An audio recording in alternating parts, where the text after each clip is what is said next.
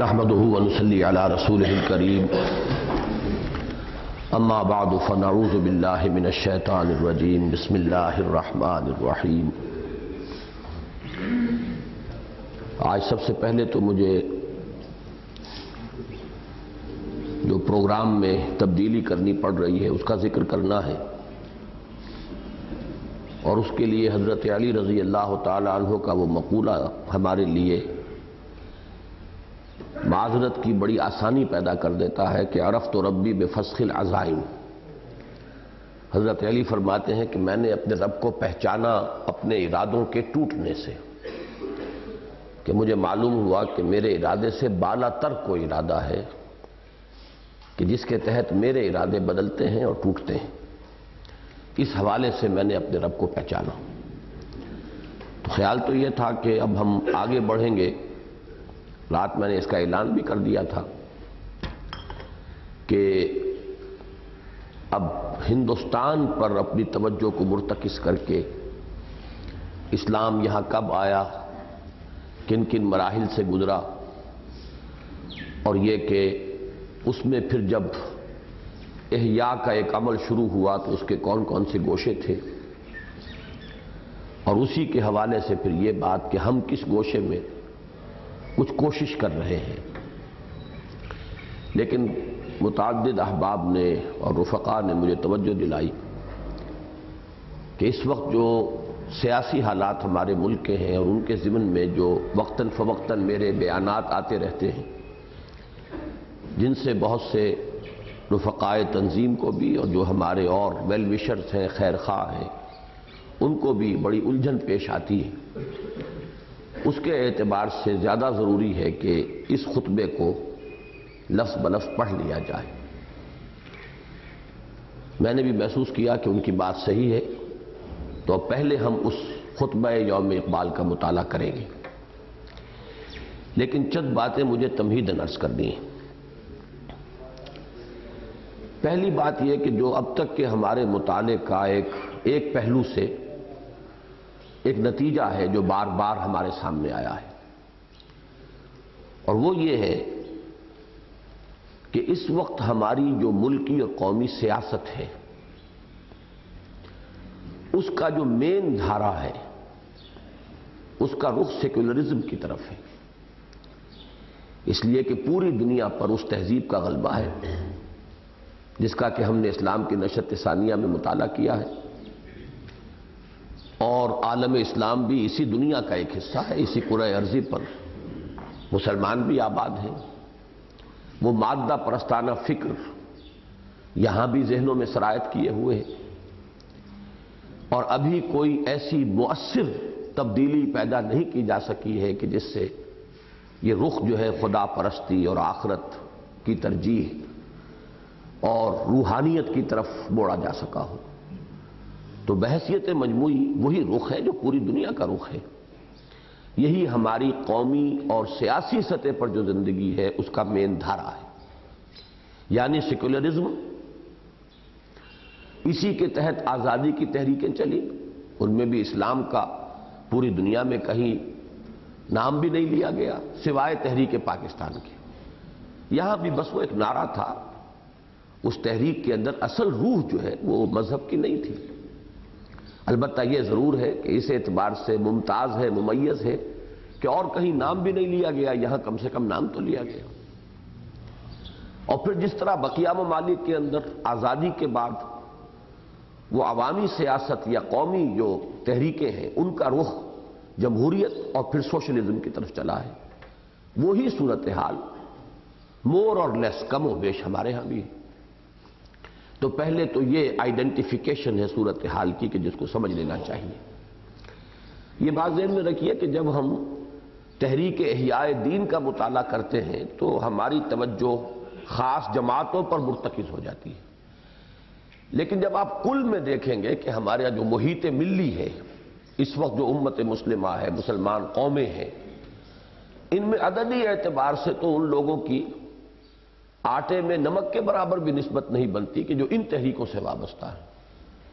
اصل قومی دھارا، اصل عوامی سیاست کا رخ جو ہے وہ احیائی رخ پر نہیں ہے، وہ دین کے رخ پر نہیں ہے، وہ تو بالکل جو بھی اس وقت کا دنیا کا مجموعی مزاج ہے، مجموعی سوچ ہے، وہ اسی کا ایک جز ہے، ڈان اسی رخ پر بہہ رہا ہے۔ تو جب ہم مطالعہ کرتے ہیں ان کا تو ہم سمجھتے ہیں اصل اہمیت اسی کی، اور ہے وہ ہمارے نقطہ نگاہ سے اہمیت اسی کی ہے۔ لیکن یہ کہ اس وقت جب ہم قومی اور سیاسی مسائل پر گفتگو کرتے ہیں تو اپنی نگاہ کو وسیع کر دینا چاہیے کہ اس کا مطلب یہ کہ ہمیں پوری قوم کو ایک کل کی حیثیت سے اپنے سامنے رکھنا ہے۔ عوام کے جو بحیثیت مجموعی جو ان کی سوچ کے انداز ہیں، جو ان کی ویلیوز ہیں، جو ان کی اقدار ہیں، جو ان کا طرز زندگی ہے، جو ان کا طرز فکر ہے، اس کو سامنے رکھنا ہے۔ اس اعتبار سے جو بات میں کہا کرتا ہوں اور بعض لوگ ناراض ہو جاتے ہیں کہ عملاً تو ہم لوگ سب کے سب سیکولر ہیں، یعنی پوری قوم، پوری ملت اسلامیہ، اس کا مزاج تو یہی ہے کہ دین و مذہب کو فیصلہ کن عنصر کی حیثیت، شاذ افراد ہوں گے جن کی زندگیوں میں دین اور مذہب کو فیصلہ کن مقام حاصل، وہ بھی شاذ ہوں گے۔ باقی یہ کہ بحیثیت مجموعی قوموں کو اگر معاملہ لیں گے تو وہ تو اسی رخ پر، ڈان جس رخ پر بہہ رہا ہے پوری دنیا کا، اسی رخ پر ہمارا بہہ رہا ہے۔ تیسری بات یہ ہے کہ ہمارے ہاں کی قومی سیاسی جو زندگی ہے اس میں ایک ایڈیشنل فیکٹر ہے۔ یہ تو بنیادی ہوا سیکولرزم، آزادی، جمہوریت، سوشلزم، آگے سوشل ڈیموکریسی۔ یہ گویا کہ یہ تو رخ ہے اس قومی دھارے کا، عوامی دھارے کا، پوری دنیا کا یہی ہے، ہمارا بھی یہی۔ لیکن اس میں ایک شے اضافی ہے پاکستان کے حوالے سے، اور وہ پاکستانی سیاست کا عدم استحکام ہے۔ کوئی مستحکم سیاسی جماعتیں یہاں نہیں بن سکی، مستحکم سیاسی ادارے وجود میں نہیں آ سکے۔ ہماری قومی زندگی، اگر پاکستان کو اب ہم ایک قوم سمجھ کر چل رہے ہیں، ملت اسلامیہ پاکستان، تو اس کا اکثر و بیشتر حصہ مارشل لاء کے تحت گزرا ہے، تو یہاں پہ عدم استحکام بھی ہے۔ یہ ایک ایڈیشنل فیکٹر ہے۔ یہ دو فیکٹرز ہیں اہم ترین کے جو ہماری قومی اور سیاسی زندگی کے ہیں، ان کو اچھی طریقے پر ان کو آئیڈینٹیفائی کر کے ان کی صحیح اس کا فہم اور شعور جو ہے پیدا کر کے بات کو آگے چلانا چاہیے۔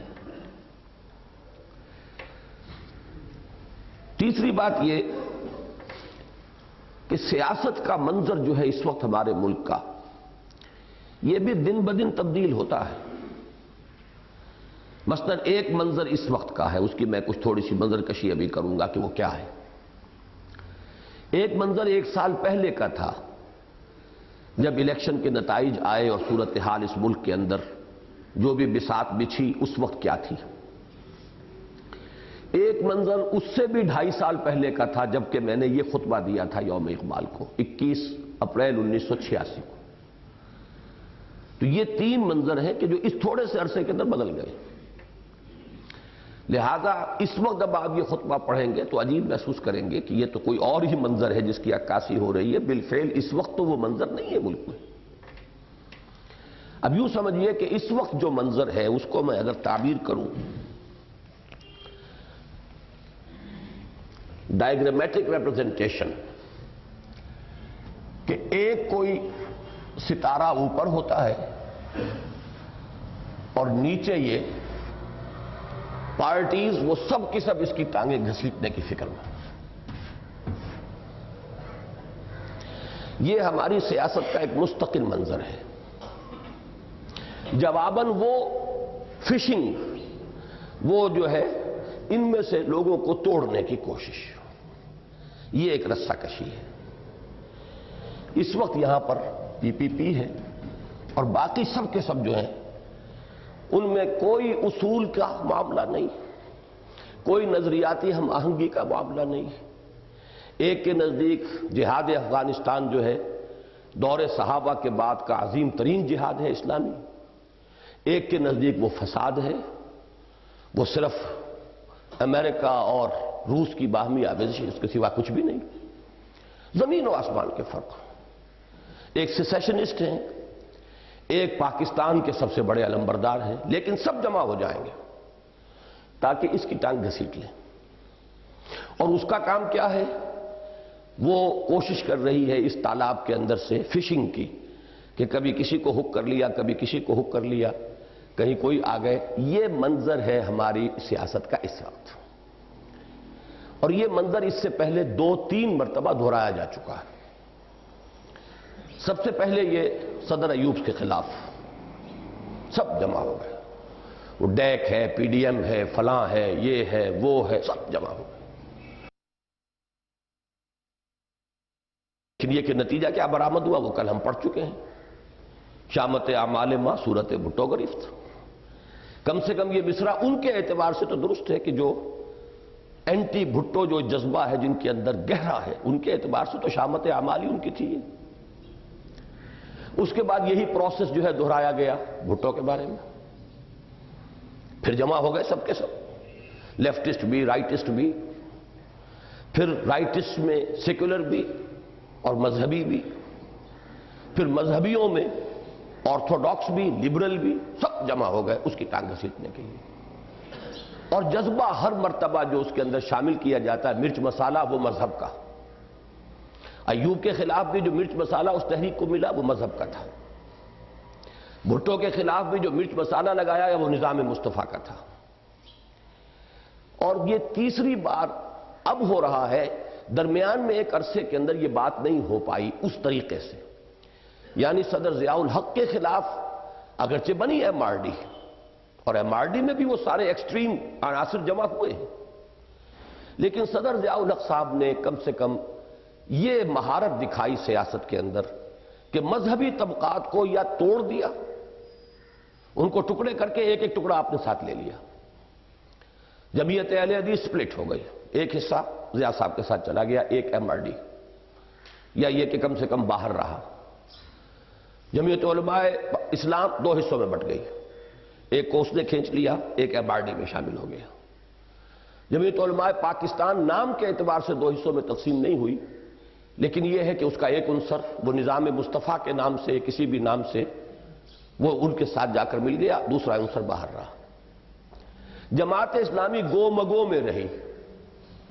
پہلے وہ وزارت کا حق جو تھا اس نے کھینچ لیا تھا، بعد میں وہ نہ ادھر نہ ادھر، آخری وقت میں آ رہی تھی قریب ایم آر ڈی کے کہ وہ اللہ تعالیٰ کا جو فیصلہ ہوا اس سے وہ صورتحال ہی تبدیل ہو گئی، بالکل نئی سچویشن پیدا ہو گئی. اس وجہ سے وہ 11 سال کھینچ گئے.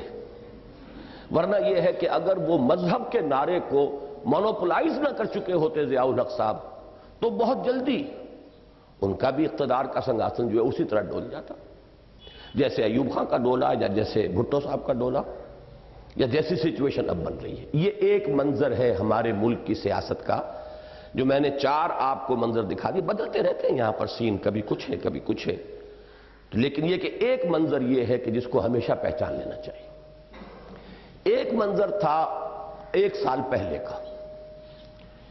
اس میں صورت جو بنی تھی وہ آپ کو یاد ہوگا کہ میں نے تجزیہ کیا تھا کہ اگر اس کو آپ سینٹر کہیں تو ایک طرف رائٹ ٹو دی سینٹر ہے مسلم لیگ،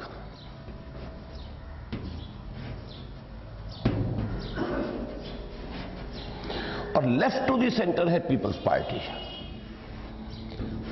باقی ان میں کوئی فرق نہیں. وہی وڈیرے، وہی سرمایہ دار، وہی زمیندار، وہی ان کا رہن سہن، وہی ان کی ویلیوز، وہی ان کے اقدار، وہی ان کی تہذیب، وہی ان کا تمدن. اس مرتبہ پیپلز پارٹی کسی نظریاتی رو پر نہیں آئی ہے. امریکہ کا کم سے کم این او سی تو لے کر آئی ہے، آشیرواد نہیں تو این او سی تو امریکہ کا اس کے پاس تھا، نو آبجیکشن سرٹیفکیٹ. باقی یہ ہے کہ آشیرواد بھی تھی. پھر یہ کہ نعرے پہلے تو بھٹو نے اس دور میں تو لگائے تھے وہ سوشلزم اور روٹی کا، اس دفعہ تو کوئی نعرہ ہی نہیں لگا بالکل. یہ تو پیور ایک جو ہمارے ملک کی سیاست جو ہے اس کے اندر جو اصل پاور بیسز ہیں، زمیندار، جاگیردار، سرمایہ دار، یہ انہی کے 2 حصے تقسیم ہو گئے. اور ہمارے یہاں ہوتا یہی ہے کہ ہر جگہ کی ایک لوکل سیاست ہوتی ہے، جو آپس میں لوکل مقابلے چل رہے ہوتے ہیں تو ایک وڈیرا ایک طرف جائے گا تو دوسرا لامحالہ دوسری طرف جائے گا. یہ نہیں کہ اسے کوئی محبت ہے اس سے، حب علی کی وجہ سے وہ ادھر نہیں جاتا، وہ بغض معاویہ کی وجہ سے ادھر جانے پر مجبور ہوتا ہے. تو یہ ایک رسا کشی ہوتی ہے. تو اس وقت جو شکل بنی تھی کہ اب اس کے بعد کچھ اور پارٹیاں تھیں جو زیادہ لیفٹ کی طرف تھیں، مثلا یہ استقلال، اگرچہ وہ آئی نہیں، وہ تو ختم ہی ہو گئی. اس سے آگے اور ہیں یہ جو ہے لیفٹسٹ اب ان کے نام بھی یاد کرنے مشکل ہیں، کبھی وہ نیپ ہوتا تھا، کبھی پھر ANP ہے، کبھی PNP ہے، یہ بڑا مشکل ہے نام یاد رکھنا۔ پھر ان میں کبھی پلیجو صاحب ادھر ہوتے ہیں، کبھی ادھر ہوتے ہیں، کبھی جو اب فوت ہو گئے ہیں بزنجو صاحب کبھی ادھر تھے کبھی ادھر تھے۔ بڑا مشکل ہے یہ یاد رکھنا کہ اس وقت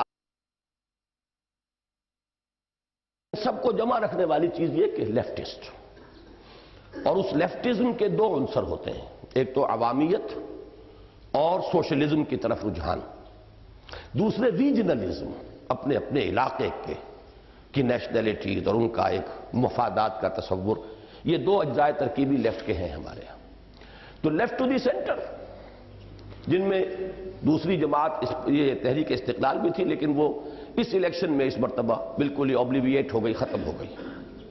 اور پھر یہ، اور ادھر جو ہے یہ پھر ایک جماعت کی حیثیت سے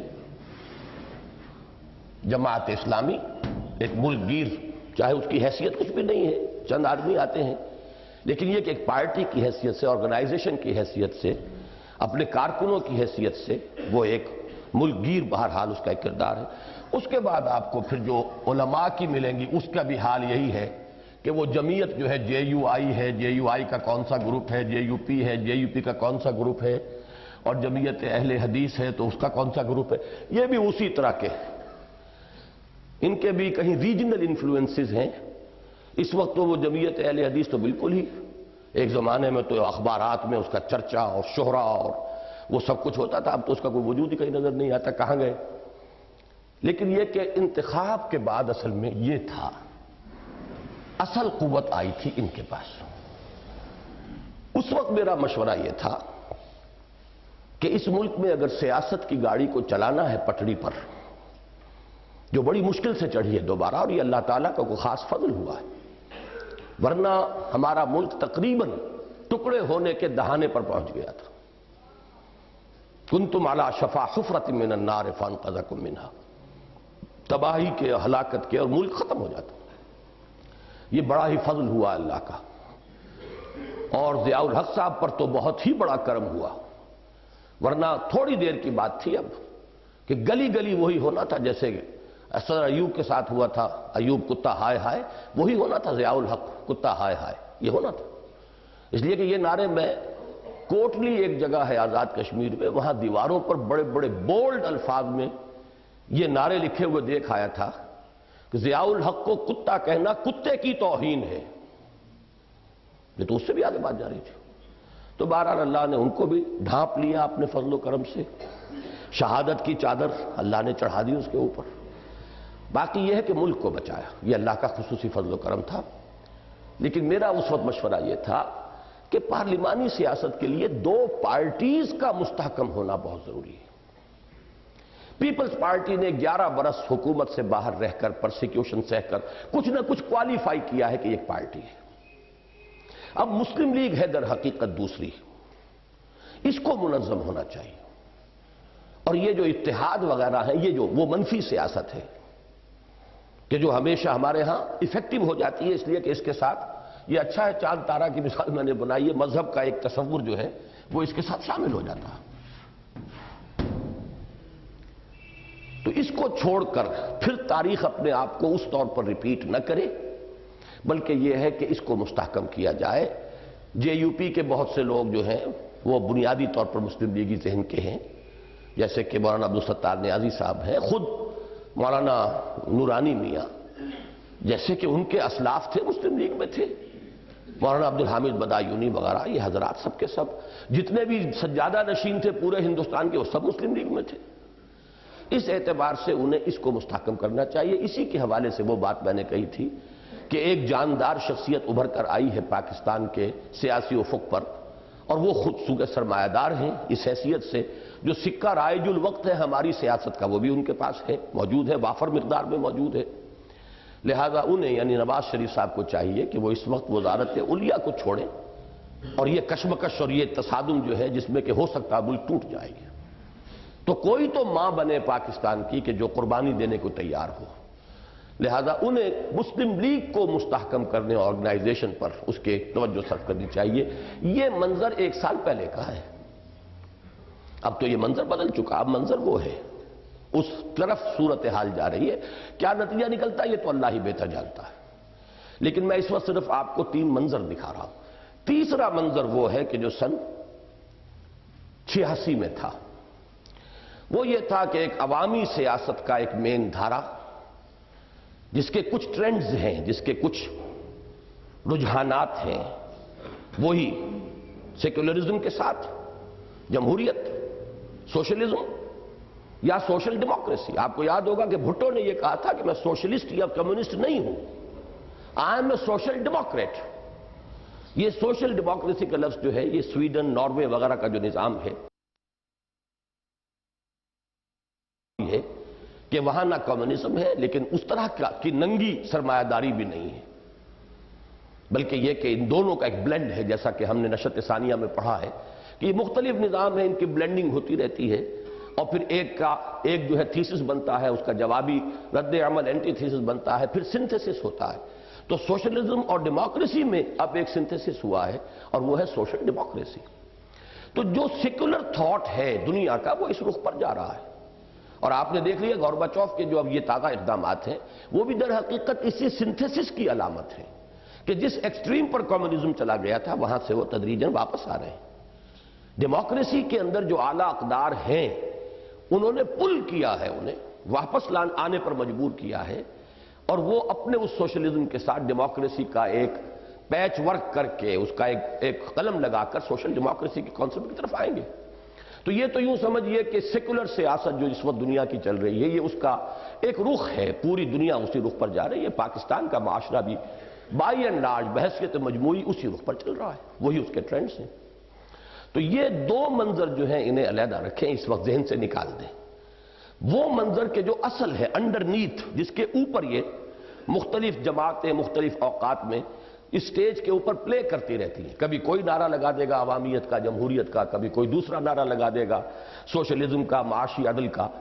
تو اس میں جو چوتھی بات ہے تمہید میں وہ یہ ہے کہ جیسے ہم نے کل یہ اسلامی تحریک کے ضمن میں اس حقیقت کو پہچانا کہ اہمیت افراد کی بھی بہت ہوتی ہے، اس میں کوئی شک نہیں، لیکن جماعت یا تنظیم افراد سے بالا تر ہے، جماعتوں اور تنظیموں سے تحریک بالا تر ہے، اور تمام تحریکیں ایک ہمہ جہتی احیائی عمل کا جز ہیں، وہ سب سے اوپر کا کانسیپٹ ہے۔ تو اس تصور کو یہاں بھی آئیڈینٹیفائی کیجئے۔ یہ جو سیکولر اور سیکولر ڈیموکریسی یا سیکولر سوشلزم یا سوشل ڈیموکریسی، یہ جو دھارا ہے اس میں بھی افراد کی بھی اہمیت ہوتی ہے، اس میں کوئی شک نہیں ہے کہ بھٹو کی بڑی اہمیت تھی، وہ بالکل ایک نئے فینومینن کی حیثیت سے پاکستان کی سیاست کے سٹیج پر نمودار ہوا۔ اس نے زوردار نعرہ لگایا، اس نے مزدور کو ایک sense of honour, sense of prestige دی، اس نے کسانوں کو بھی احساس دیا کہ ہم بھی انسان ہیں، یہ جاگیردار ہی نرے انسان نہیں ہیں، ہم بھی انسان ہیں۔ اگرچہ نتائج فوری طور پر منفی نکلے، مزدور نے کام کرنا چھوڑ دیا، سیاست کو وہ وڈیروں کے ڈرائنگ روم سے نکال کر سڑکوں پر گلیوں میں لے آیا، اگرچہ فوری نتیجہ اس کا بھی منفی نکلا کہ سڑک اور گلی میں راج تھا گنڈے کا۔ تو اس سیاست کی جو عصمت دری ہوتی تھی وہ کسی وڈیرے کے ڈرائنگ روم میں تو رکھ رکھاؤ کے ساتھ ہوتی تھی، اب جو ریپ ہوا ہے تو وہ گلیوں میں ہوا ہے، گنڈے کے ہاتھوں ہوا ہے۔ تو فوری نتائج جو ہوئے وہ تو بڑے منفی نکلے ہیں، لیکن یہ کہ ایک بہت بڑا بریک تھرو تھا کہ وہ فیوڈل دور کی سیاست سے ایک دفعہ اس نے جمپ دے کر اس قوم کو اور ملک کو نکالا تھا، اگرچہ دوبارہ وہ پلنج کر گئی ہے اسی میں، سسٹین نہیں کر سکا، اس میں وہ جذبہ نہیں تھا، وہ خلوص نہیں تھا۔ He was himself a feudal. He couldn't outgrow his feudal skin. اپنی اس کھال کے باہر تو کوئی بھی نہیں آ سکتا، تو وہ بھی اپنی کھال کے باہر اس کے وہ فیوڈل جو سکن تھی اسے باہر نہیں نکل سکا، اور یہی اس کی فیلیور کی سب سے بڑی وجہ ہے۔ بہرحال اشخاص کی بھی اہمیت ہے، لیکن اس سے اوپر جماعتیں ہوتی ہیں۔ ہمارے ہاں جماعتیں در حقیقت اہمیت کی حامل اس لیے نہیں ہے کہ کوئی مستحکم سیاسی جماعتیں بنی نہیں ہیں، وہ تو مینڈک ادھر سے ادھر پھدکتے رہتے ہیں۔ بقول مولانا اصلاحی صاحب کے مینڈکوں کی پسیری ہے، ایک مینڈک کو سنبھالتے ہیں دوسرا پھدک جاتا ہے، دوسرے کو سنبھالتے ہیں پہلا جو ہے معلوم ہوا کہ اس کا مزاج جو ہے بگڑ گیا ہے۔ تو اس لیے سیاسی جماعتیں ہمارے ہاں نہیں ہیں، لیکن اس کے اوپر ہے تحریک، کرنٹس جو اصل ہیں، وہ کرنٹ جو ہے اس کو آئیڈینٹیفائی کرنے کی ضرورت ہے کہ وہ کس رخ پر ہے۔ تو چونکہ یہ 3.5 سال قبل مجھے خصوصی دعوت دی گئی تھی کہ یوم اقبال پر تم تقریر کرو، اور وہ تقریر ہو فکر اقبال کی روشنی میں حالات حاضرہ کا جائزہ۔ یہ بہت ہی ایک غیر معمولی بات تھی، یوم اقبال کی تقاریر کے لیے کبھی عنوان وغیرہ معین نہیں ہوئے۔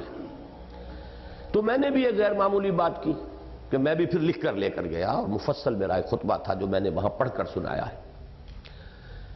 اس میں تھوڑی سی وضاحت اب اور کر دوں، اور وہ ہے کہ فکر اقبال کی میرے نزدیک اہمیت کیوں ہے۔ اگرچہ عنوان تو یہ اس لیے بنا کہ تقریر مجھے کرنی تھی یوم اقبال کے جلسے میں، تو عنوان تو اصلاً اس وجہ سے بنا، لیکن یہ کہ فی الواقع میں یہ سمجھتا ہوں کہ جہاں تک فکر کا تعلق ہے، اسلام کی صحیح ترین ترجمانی، اب صحیح ترین جو ہے یہ اس وقت ایگزسٹنگ جو ترجمانیاں موجود ہیں، جو انٹرپریٹیشنز اسلام کی یا نظام اسلام کی اس وقت ہیں، ان میں صحیح ترین ترجمانی اس دور کی فکری سطح پر وہ علامہ اقبال نے کی۔ میں نے اپنی اس تقریر میں جو کبھی 73 میں کی تھی، علامہ اقبال اور ہم، اس میں بھی میں نے یہ قرار دیا تھا کہ عظمت قرآن کا سب سے بڑا نشان اس دور میں علامہ اقبال کی شخصیت، سب سے بڑا داعی الی القرآن علامہ اقبال، ترجمان القرآن علامہ اقبال۔ یہ لفظ کہے گئے تھے صلو علی ترجمان القرآن، امام ابن تیمیہ کے لیے یہ نعرہ لگا تھا جب ان کا انتقال ہوا ہے کہ آؤ بھائی چلو بھائی، جیسے آپ کہتے ہیں چلو چلو لاہور چلو، چلو چلو فلاں جگہ چلو، تو ایک نعرہ لگا تھا چلو بھائی۔ اب وہ نماز جنازہ ہو رہی اس شخص کی جو قرآن کا ترجمان تھا۔ یا پھر یہ بات کہی گئی ہے مولانا روم کی مثنوی کے لیے، مثنوی مولوی معنوی ہست قرآن در زبان پہلوی، تو میرے نزدیک بالکل وہی مقام علامہ اقبال کا اس دور میں۔ اس پر ہمارے بہت سے احباب کو بڑا شکوہ ہوتا ہے، خاص طور پر سندھی احباب، ان کے ذہنوں میں کچھ بعد ہے، دیا گیا علامہ اقبال کے خلاف، اور یہ بات ظاہر بات ہے کہ جو مذہبی مزاج کے لوگ ہیں ان کو بھی بڑی کھلتی ہے۔ داڑھی بوڑھا آدمی پڑھتا ہوگا تو اکیلا کہیں پڑھتا ہوگا تنہائی میں، نماز اس کی زندگی کا کوئی نمایاں عنصر یا جز نہیں تھی۔ میں نے آپ کو بتایا حال ہی میں کہیں کہ ان کے صاحبزادے نے بڑے بڑے سچ لکھ دیے ہیں، اس اعتبار سے جسٹس جاوید اقبال کا میری نگاہ میں بڑا مقام اونچا ہو گیا، حالانکہ میں ان کے بارے میں کوئی اونچی رائے نہیں رکھتا تھا، لیکن ان کی جو کتاب ہے یہ زندہ رود، اس کو کچھ پڑھا ہے میں نے، تو میں ان کا کم سے کم اس بات کا قائل ہو گیا کہ کہیں انہوں نے کور اپ نہیں کیا ہے اپنے والد کے معاملے کو، ڈیفینڈ بھی کیا ہے تو بڑے معقول انداز میں ڈیفینڈ کیا ہے، وہ جذباتی انداز کے اندر اور عصبیت کے انداز کے اندر نہیں، بلکہ یہ کہ صحیح بات ہے۔ انہوں نے کہہ دیا ہے کہ عیدین کی نماز تو ضرور جا کر مسجد میں پڑھتے تھے، اب یہ انہیں نہیں معلوم کہ وہ مسجد میں ہوتی نہیں، وہ تو ہوتی ہے باہر، لیکن اب چونکہ شہروں میں چونکہ ہوتی مسجد میں ہے بالفعل۔ باقی یہ کہ جمعے کے لیے بھی انہوں نے نہیں کہا کہ وہ جمعے کے لیے جاتے تھے، تو اس اعتبار سے، دینی اعتبار سے، عملی اعتبار سے تو ان کا معاملہ بہت پتلا تھا۔ اقبال بڑا اپدیشک ہے، من باتوں میں موہ لیتا ہے، گفتار کا یہ غازی تو بنا، کردار کا غازی بن نہ سکا۔ بلکہ ایک واقعہ تو یہ بھی بیان ہوتا ہے کہ انہوں نے اپنے آپ کو قوال سے تشبیہ دی تھی۔ مولانا محمد علی جوہر ایک مرتبہ لاہور آئے تھے، ملاقات، بلکہ شاید ٹھہرے بھی تھے علامہ اقبال ہی کے ہاں، قیام پذیر تھے۔ اس موقع پر کہیں انہوں نے اپنی بے تکلفی میں کہا کہ اقبال ادھر منہ کرو، میں تمہارے منہ پر تھوک دوں کہ تیرے ایک شعر کو پڑھ کر میں مسلمان ہو گیا اور تو نرا کافر کا کافر رہا۔ اب مولانا محمد علی جوہر کا ہے تو اقبال ہنس دیے کہ مولانا اگر قوال کو خود حال آ جائے تو وہ کبھی قوالی کہہ سکتا ہے، کر سکتا ہے؟ تو میں تو قوال ہوں، مجھے حال اگر آ جائے تو پھر یہ قوالی کر معذرت کا جو بھی اس کو کہا جائے۔ تو میں اس کو جواب دے رہا تھا اس اشکال کا کہ میں اتنا اونچا مقام جو علامہ اقبال کو دیتا ہوں ان تمام چیزوں کو ماننے کے باوجود، اس کا سبب کیا ہے؟ میں نے اپنی بعض تقاریر میں اس پر تفصیلاً گفتگو کی ہے جمعوں کے خطبوں میں۔ دور زوال میں جبکہ ہم لوئسٹ ایب کو پہنچے ہوئے ہیں، اسلام کا زوال بھی میں نے کہا تھا کوئی امت کا زوال بھی انتہا کو پہنچ گیا اس صدی کے آغاز میں۔ اب اس وقت ہمیں اس طرح کی جامع شخصیتیں تو ناممکن ہے کہ مل سکیں جن میں علم بھی ہو، فہم بھی ہو، فکر بھی ہو، تقوی بھی ہو، تدین بھی ہو، زہد بھی ہو، ذکر بھی ہو، فکر بھی ہو۔ یہ تو بہت سی چیزیں ہیں، اس وقت غنیمت سمجھنا چاہیے کہ کسی پہلو سے جزوی اعتبار سے اگر کوئی شخصیتیں ہمیں اللہ نے عطا کر دی ہیں تو یہ بھی بہت بڑا اس کا کرم ہے، ورنہ یہ تو دور قحط الرجال ہے، ایک انتہائی پستی کے اندر پوری امت جو ہے وہ مبتلا ہو چکی ہے۔ تو میں نے وہاں کچھ جمع کی تھی چیزیں، ذکر اور فکر۔ ہمارے کچھ حلقے ایسے ہیں ذکر ان کے ہاں، فکر نام کا نام نشان بھی نہیں۔ بہت سے مفکرین ملیں گے وہ ذکر، دوسرا ذکر تو کیا وہ نماز تک کے بھی عادی نہیں۔ اقم الصلاۃ لذکری، یہ جو بنیادی فرض ہے ذکر کا، اس کے لیے وہ بھی قائم نہیں کرتے۔ بعض لوگوں کے ہاں دین کا علم بہت ہے، فہم نہیں ہے۔ معلومات کے درجے میں حدیثیں ہزاروں یاد ہوں، فقہ کے جزیات بے شمار یاد ہوں، یہ علم ہے، معلومات ہیں۔ فہم کسی اور شے کا نام ہے۔ اس کو یہ ہمارے ہاں پرانے زمانے سے کنٹروورسی علماء اور صوفیاء کے درمیان اور علماء اور جو ہمارے ہاں کے فقہاء تھے ان کے درمیان چلتی تھی، اہل حدیث وہ اصحاب الرائے اور اصحاب الحدیث، کہ اصحاب الرائے یہ کہا کرتے تھے، اصحاب الرائے یا اصحاب قیاس مثال ہے اصل میں وہ عطار کی، عطار ڈرگسٹ، وہ دوائیں لے کر بیٹھا ہوا، اسے یہ پتہ نہیں کس دوا کا استعمال کیا ہے۔ ایک حکیم ہوتا ہے وہ نسخہ لکھتا ہے کہ فلاں دوا اتنی، فلاں دوا اتنی، فلاں اس طرح اس کو جمع کرو اور ابالو اور یہ کرو۔ تو ہم حکیم ہیں، یہ عطار ہیں۔ حدیثیں ان کے پاس جمع ہیں، لیکن حدیثوں کا محل، مقام، استعمال، ایک دوسرے پر ترجیح، ان میں سلیکشن اور ان کے مابین منطقی رفع، یہ ہم کرتے ہیں۔ تو علم اور شے ہے، وہ عطاری ہے معلومات کی، بہت بڑا ڈرگ سٹور ہے، اس میں تمام معلومات جمع ہیں، لیکن فہم کسی اور شے کا نام ہے۔ تو ذکر اور فکر، علم اور فہم، پھر تقوی اور تدین، یعنی یوں کہیے عمل۔ ہو سکتا ہے ایک شخص بہت بڑا عالم ہو لیکن عمل نہیں ہو اس کا، ایک شخص ہو سکتا ہے بہت بڑا عامل، زاہد، عبادت گزار، لیکن نہ علم ہو نہ فہم۔ تو یہ مختلف چیزیں ہیں، اس اعتبار سے میں یہ سمجھتا ہوں۔ اور ویسے بھی ہمارے محدثین کا اور محققین کا اس حدیث کے بارے میں وہ فی هذه الامت علی راس کل 100 عام من یجدد لها دینہا، یہ اللہ تعالیٰ ہر صدی کے سرے پر اس امت میں ایسے لوگوں کو اٹھاتا رہے گا جو دین کی تجدید کریں گے۔ تو محدثین کا اور شارحین کا تقریباً اس پر اجماع ہے کہ لازم نہیں ہے کہ وہ صدی کا شروع یا صدی کا آغاز یا صدی کا اختتام ہی ہو، زمانی اعتبار سے بھی لازم نہیں۔ پھر یہ بھی لازم نہیں کہ کوئی ایک ہی شخص ہو سکتا ہے ایک ہی زمانے میں متعدد حضرات ہوں۔ یہ ایک اصولی بات ہے جو بتائی جا رہی ہے کہ اللہ تعالیٰ نے ختم نبوت سے جو خلا پیدا ہوا ہے اسے جن ذرائع سے پر کیا ان میں سے ایک یہ بھی ہے۔ یہ بھی میرے فکر کی، میرے سوچ کی ایک بڑی اہم بات ہے، آپ کے حضرات کے علم میں ہوگی، ورنہ کہ ختم نبوت سے جو خلا پیدا ہوا اس کو اللہ تعالیٰ نے 3 چیزوں سے پر کیا ہے۔ نمبر 1، حفاظت متن قرآن، ذمہ داری خود لے لی، قرآن گم نہیں ہوگا، قرآن ضائع نہیں ہوگا، قرآن میں تحریف نہیں ہوگی، اس کا ذمہ لے لیا جو پہلے کبھی نہیں لیا، نہ تورات کا نہ انجیل کا۔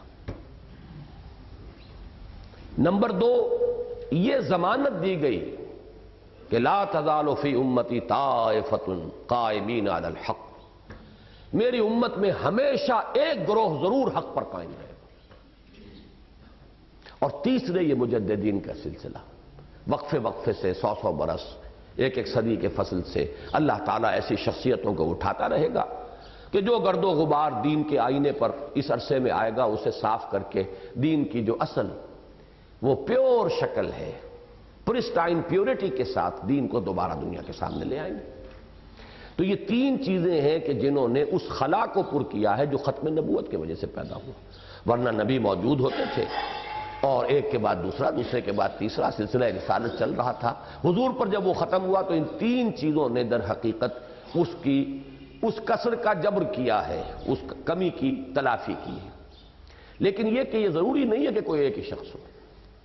تو اس صدی میں یہ سمجھتا ہوں کہ عملی اعتبار سے، جہاد حریت کے اعتبار سے، علم دین کے اعتبار سے، تو وہ مقام جو ہے تجدید کا، سب سے اہم شخصیت میں سمجھتا ہوں کہ وہ ہے حضرت شیخ الہند رحمۃ اللہ علیہ کی۔ میں انہیں 14ویں صدی ہجری کا مجدد اعظم سمجھتا ہوں۔ لیکن فکر اسلامی کی تجدید، بالخصوص اس دور کی علمی سطح پر، اس میں سمجھتا ہوں کہ بہت بڑا کارنامہ ہے جو اللہ تعالیٰ نے اپنی اسی سنت کے تحت کہ اللہ تعالیٰ لَيُوَيِّدُ هَذَا الدِّينَ بِرَجُلٍ فَاجِرٍ، تو اس کے ذریعے سے بھی اللہ تعالیٰ، حالانکہ یہ باتیں تو خیر وہ ان کے بارے میں بڑی غلط مشہور کی گئی ہیں، جیسے مولانا ابوالکلام آزاد کے بارے میں بھی، واللہ عالم۔ اب ہم تو ظاہر بات ہے کہ تصدیق بھی نہیں کر سکتے، تکذیب بھی نہیں کر سکتے، حسن ظن کی بنا پر ہمیں تکذیب کرنی چاہیے۔ شراب نوشی کی مولانا ابوالکلام آزاد کے بارے میں بہت سے لوگوں نے اڑائی ہے، علامہ اقبال کے بارے میں بھی یہ باتیں کہی جاتی ہیں، لیکن یہ کہ نوجوانی کے دور میں علامہ اقبال اس قسم کی جو بھی دلچسپیاں ہوں ان کے اندر حصہ لیتے رہے، وہ بعد کی زندگی ان کی قطعاً اس طرح کی نہیں تھی۔ عمل نہیں تھا، وہ نماز روزے کا وہ اہتمام وہ نہیں تھا، لیکن یہ کہ وہ اس طرح کی گراوٹیں جو ہیں، اخلاقی پستی کا معاملہ یا عیاشی وغیرہ، یہ چیزیں علامہ اقبال میں نہیں گئی تھی۔ تو یہ ہے در حقیقت میری وہ، آپ اپولوجی اسے کہہ لیں یا میری معذرت کہہ لیں یا میری طرف سے وضاحت سمجھ لیں کہ میں یہ سمجھتا ہوں کہ اس دور میں فکر اسلامی کی تجدید میں اہم ترین شخصیت علامہ اقبال کی۔ اب آئیے کھول لیجئے اس کو، جلدی سے کچھ صفحے پڑھ لیں گے، یہ پریلیمنری چیزیں ہیں۔ محترم و مکرم صدر مجلس، محترم اراکین و کارکنان مرکزیہ مجلس اقبال لاہور اور معزز خواتین و حضرات، اگرچہ اس سے قبل بھی متعدد بار بیاب مجلس اقبال و یک دو ساغر کش کے مصداق مجلس اقبال میں شرکت و شمولیت کی سعادت حاصل ہو چکی ہے، لیکن اس بار جس انداز میں اس بندہ ناچیز کا اعزاز و اکرام فرمایا گیا، اس کا شکریہ ادا کرنے کے لیے مناسب الفاظ واقعتاً میرے پاس موجود نہیں ہیں، لہذا مجبوراً ملک نصر اللہ خان عزیز، یہ غلط لکھا گیا ہے، بلکہ یہ میری اپنی غلطی ہے، یہ کاتب کی غلطی نہیں، میری غلطی ہے۔ یہ شعر جو ہے یہ در حقیقت انہی کا ہے جن کا آج ذکر ہو گیا، مولانا محمد علی جوہر کا۔ ایک بندہ عاصی کی اور اتنی مدار آتے ہیں، یہ مصرع ہے۔ تو بقول مولانا محمد علی جوہر مرحوم، میں یہ ان کے الفاظ مستعار لے رہا ہوں کہ ایک بندہ عاصی کی اور اتنی مدار آتے ہیں۔ اصل میں مجھ سے اصرار کیا گیا تھا کہ آپ ضرور شریک ہوں، میں نے کہا کہ شام الہدیٰ ہے، اسی تاریخ کو کراچی میں مجھے جانا ہے، انہوں نے کہا کہ آپ یہاں پہ شرکت کر لیں، وہاں بھی، تو وقت ایسا تھا کہ پھر انہیں اپنا وقت تبدیل کرنا پڑا۔ 1 گھنٹہ قبل انہوں نے شروع کیا اور اس 1 گھنٹے میں نے یہ خطبہ پڑھا اور سیدھا وہاں سے میں ایئرپورٹ گیا اور وہاں سے کراچی سے پھر ایئرپورٹ سے سیدھا تاج محل ہوٹل پہنچا تھا۔ مجھے آج صبح ہی کی فلائٹ سے شام الہدیٰ کے مستقل پروگرام کے لیے کراچی روانہ ہو جانا تھا، لیکن مجلس اقبال میں شرکت کی سعادت کے لیے یہ ادنا سا تردد تو ہرگز کوئی قربانی نہیں کہ یہاں سے سیدھا ایئرپورٹ اور ایئرپورٹ سے سیدھا تاج محل ہوٹل کراچی پہنچوں۔ البتہ منتظمین مجلس کا یہ احسان عمر بھر یاد رہے گا کہ انہوں نے خاص طور پر میری شمولیت کے لیے مجلس کا آغاز اپنے طے شدہ پروگرام سے 1 گھنٹے پہلے کیا۔ اس کے ساتھ ہی اپنی اس محرومی کا احساس بھی شدت سے ہے کہ آج سے 1.5 سال قبل کی ایک مجلس کی طرح آج بھی مجھے اپنی گفتگو ختم کرتے ہی آداب مجلس کے خلاف فوراً روانہ ہو جانا ہوگا، اور اس طرح میں اپنے سے بدرجہ اعلم و افضل اصحاب علم و فضل کے افکار و خیالات سے مستفید نہ ہو سکوں گا۔ بہرحال ما لا یدرک کلہ لا یترک کلہ کے مصداق جو میسر آ گیا ہے غنیمت ہے۔ اس قسم کی مجالس میں یہ تہذیب کے خلاف ہے کہ ایک شخص تقریر کر کے اور روانہ ہو جائے، دوسرے مقررین کی بات نہ سنے، تو یہ اس کے ضمن میں میری معذرت ہے۔ بہت سے حضرات یقیناً اس پر حیران ہوں گے کہ میں اپنی روایت کے یکسر خلاف آج اپنے خیالات تحریری صورت میں پیش کر رہا ہوں۔ اس کی وجہ یہ ہے کہ عام معمول سے ہٹ کر اس بار مجلس اقبال کے لیے بھی ایک موضوع تجویز کر دیا گیا ہے، یعنی فکر اقبال کی روشنی میں حالات حاضرہ اور ہماری قومی ذمہ داریاں۔ اور یہ موضوع اولاً تو خطیبانہ جوش سے زیادہ سنجیدہ غور و فکر کا متقاضی ہے۔ جب آدمی تقریر کرتا ہے تو اس میں تو خطیبانہ انداز ہوتا ہے، تحریر میں آدمی اپنے پورے فکر کو ایک توازن کے ساتھ اور ایک جامعیت کے ساتھ جو ہے سمو سکتا ہے۔ ثانیاً اس کا اندیشہ ہے کہ زبانی گفتگو کی روا روی میں اس کا کوئی اہم گوشہ تش نہ رہ جائے۔ پھر ایک خواہش یہ بھی ہے کہ یہ باتیں جلد از جلد وسیع پیمانے پر لوگوں کے سامنے لائی جائیں اور من و عن شائع ہو، لہذا نون والقلم وما یسترون کے مطابق ذہن و لسان کے مابین قلم کو خیالات کی شیرازہ بندی کے ذریعے کے طور پر استعمال کر رہا ہوں۔ عنوان میں اختیار کردہ ترتیب سے ذرا ہٹ کر میں پہلے حالات حاضرہ کے ضمن میں اپنا مشاہدہ اور تجزیہ پیش کرنے کی اجازت چاہتا ہوں۔ عنوان میں تو فکر اقبال پہلے ہے، تو میں نے ذرا اس کی ترتیب بدلی کہ حالات حاضرہ کیا ہیں۔ یہ آج سے 3.5 سال کے پہلے کے حالات میں آپ اپنے آپ کو ذہناً لے جائیے۔ آج ہر شخص یہ محسوس کر رہا ہے کہ ہم نے معمار پاکستان قائد اعظم محمد علی جناح مرحوم کے اس اندیشے کے عین مطابق جو ان کے اس تاریخی جملے میں سامنے آتا ہے کہ God has given us a golden opportunity to prove our worth as architects of a new nation, and let it not be said that we didn't prove equal to the task۔ اللہ تعالیٰ نے ہمیں ایک سنہرا موقع عطا فرمایا ہے کہ ہم اپنی صلاحیت کا اظہار کریں اور ثابت کریں کہ ہمارے اندر صلاحیت تھی، ایک نئی قوم اور ایک نئے ملک کی تعمیر کر کے دکھائیں، اور دیکھنا کہیں ایسا نہ ہو کہ دنیا یہ کہے کہ ان لوگوں کو موقع تو ملا تھا، یہ اہل ثابت نہیں ہوئے۔ They didn't prove equal to the task۔ اپنی نااہلی اور عدم قابلیت کا بھرپور ثبوت دیتے ہوئے ان کے قائم کردہ پاکستان کو تو آج سے لگ بھگ 14.5 سال قبل دولخت کرا لیا تھا۔ وہ پاکستان تو اب نہیں ہے جو قائد اعظم نے قائم کرنے کی کوشش کی تھی، قائم ہوا تھا۔ اب اندیشہ یہ ہے کہ مفکر و مصور پاکستان علامہ اقبال نے 1930 میں جس پاکستان کا خواب an independent Muslim state at least in the north west of India کی صورت میں دیکھا تھا، کہیں ہم اسے بھی اپنی نااہلیوں کی بھیٹ نہ چڑھا دیں۔ یہ جو خطبہ تھا الہ آباد کا علامہ اقبال کا، اس وقت جو حالات تھے مسلمانوں کے ہندوستان میں، تو یہ تصور بھی نہیں کیا جا سکتا تھا کہ 2 خطوں پر مشتمل پاکستان وجود میں آ سکتا ہے۔ لہذا علامہ اقبال کے الفاظ جو اس خطبے میں وہ یہ ہیں، an independent Muslim state at least in the north west of India، یعنی یہی پاکستان جو اس وقت ہے، زیادہ سے زیادہ اسی کا خواب دیکھ سکے تھے 1930 میں علامہ اقبال۔ اور اس طرح بر صغیر پاک و ہند کی مسلم قوم کی نصف صدی سے زائد عرصے پر پھیلی ہوئی مساعی حبط اعمال کی حسرتناک انجام سے دوچار نہ ہو جائیں۔ یعنی یہ پاکستان اگر ختم ہو جاتا ہے تو اس کا کیا مطلب ہے کہ مسلمانان ہند کی جو قومی جد و جہد رائٹ آف کر دیا گیا، اس کا نتیجہ جو تھا وہ پھر نسیم منسیہ ہو گیا۔ حبط اعمال دینی اصطلاح میں اسی کو کہتے ہیں۔ محنت بھی کی ہو، جد و جہد بھی کی ہو، وقت بھی لگایا ہو اور نتیجہ کچھ نہ نکلے، نمازیں بھی پڑھے ہیں اور پڑھی ہیں اور سب کچھ کیا، لیکن ریاکاری سے تھا، لہذا زیرو ہو گیا۔ حبط اعمال، حبطت اعمالہم فی الدنیا والآخرہ، ان کے تو سارے اعمال حبط اور اکارت ہو گئے، دنیا اور آخرت دونوں۔ اس لیے کہ ایک طرف خاموشی گفتگو ہے، بے زبانی ہے زباں میری کے مصداق، تاحال بے آئینی ہی سرزمین پاکستان کا آئین ہے۔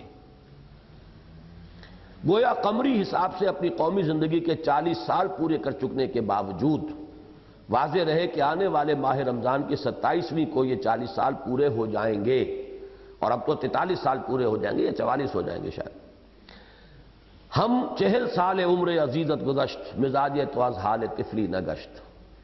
ہمارا حال اس شعر کے مصداق ہے کہ تمہاری عمر عزیز کے 40 سال بیت گئے، لیکن تم ابھی تمہارا مزاج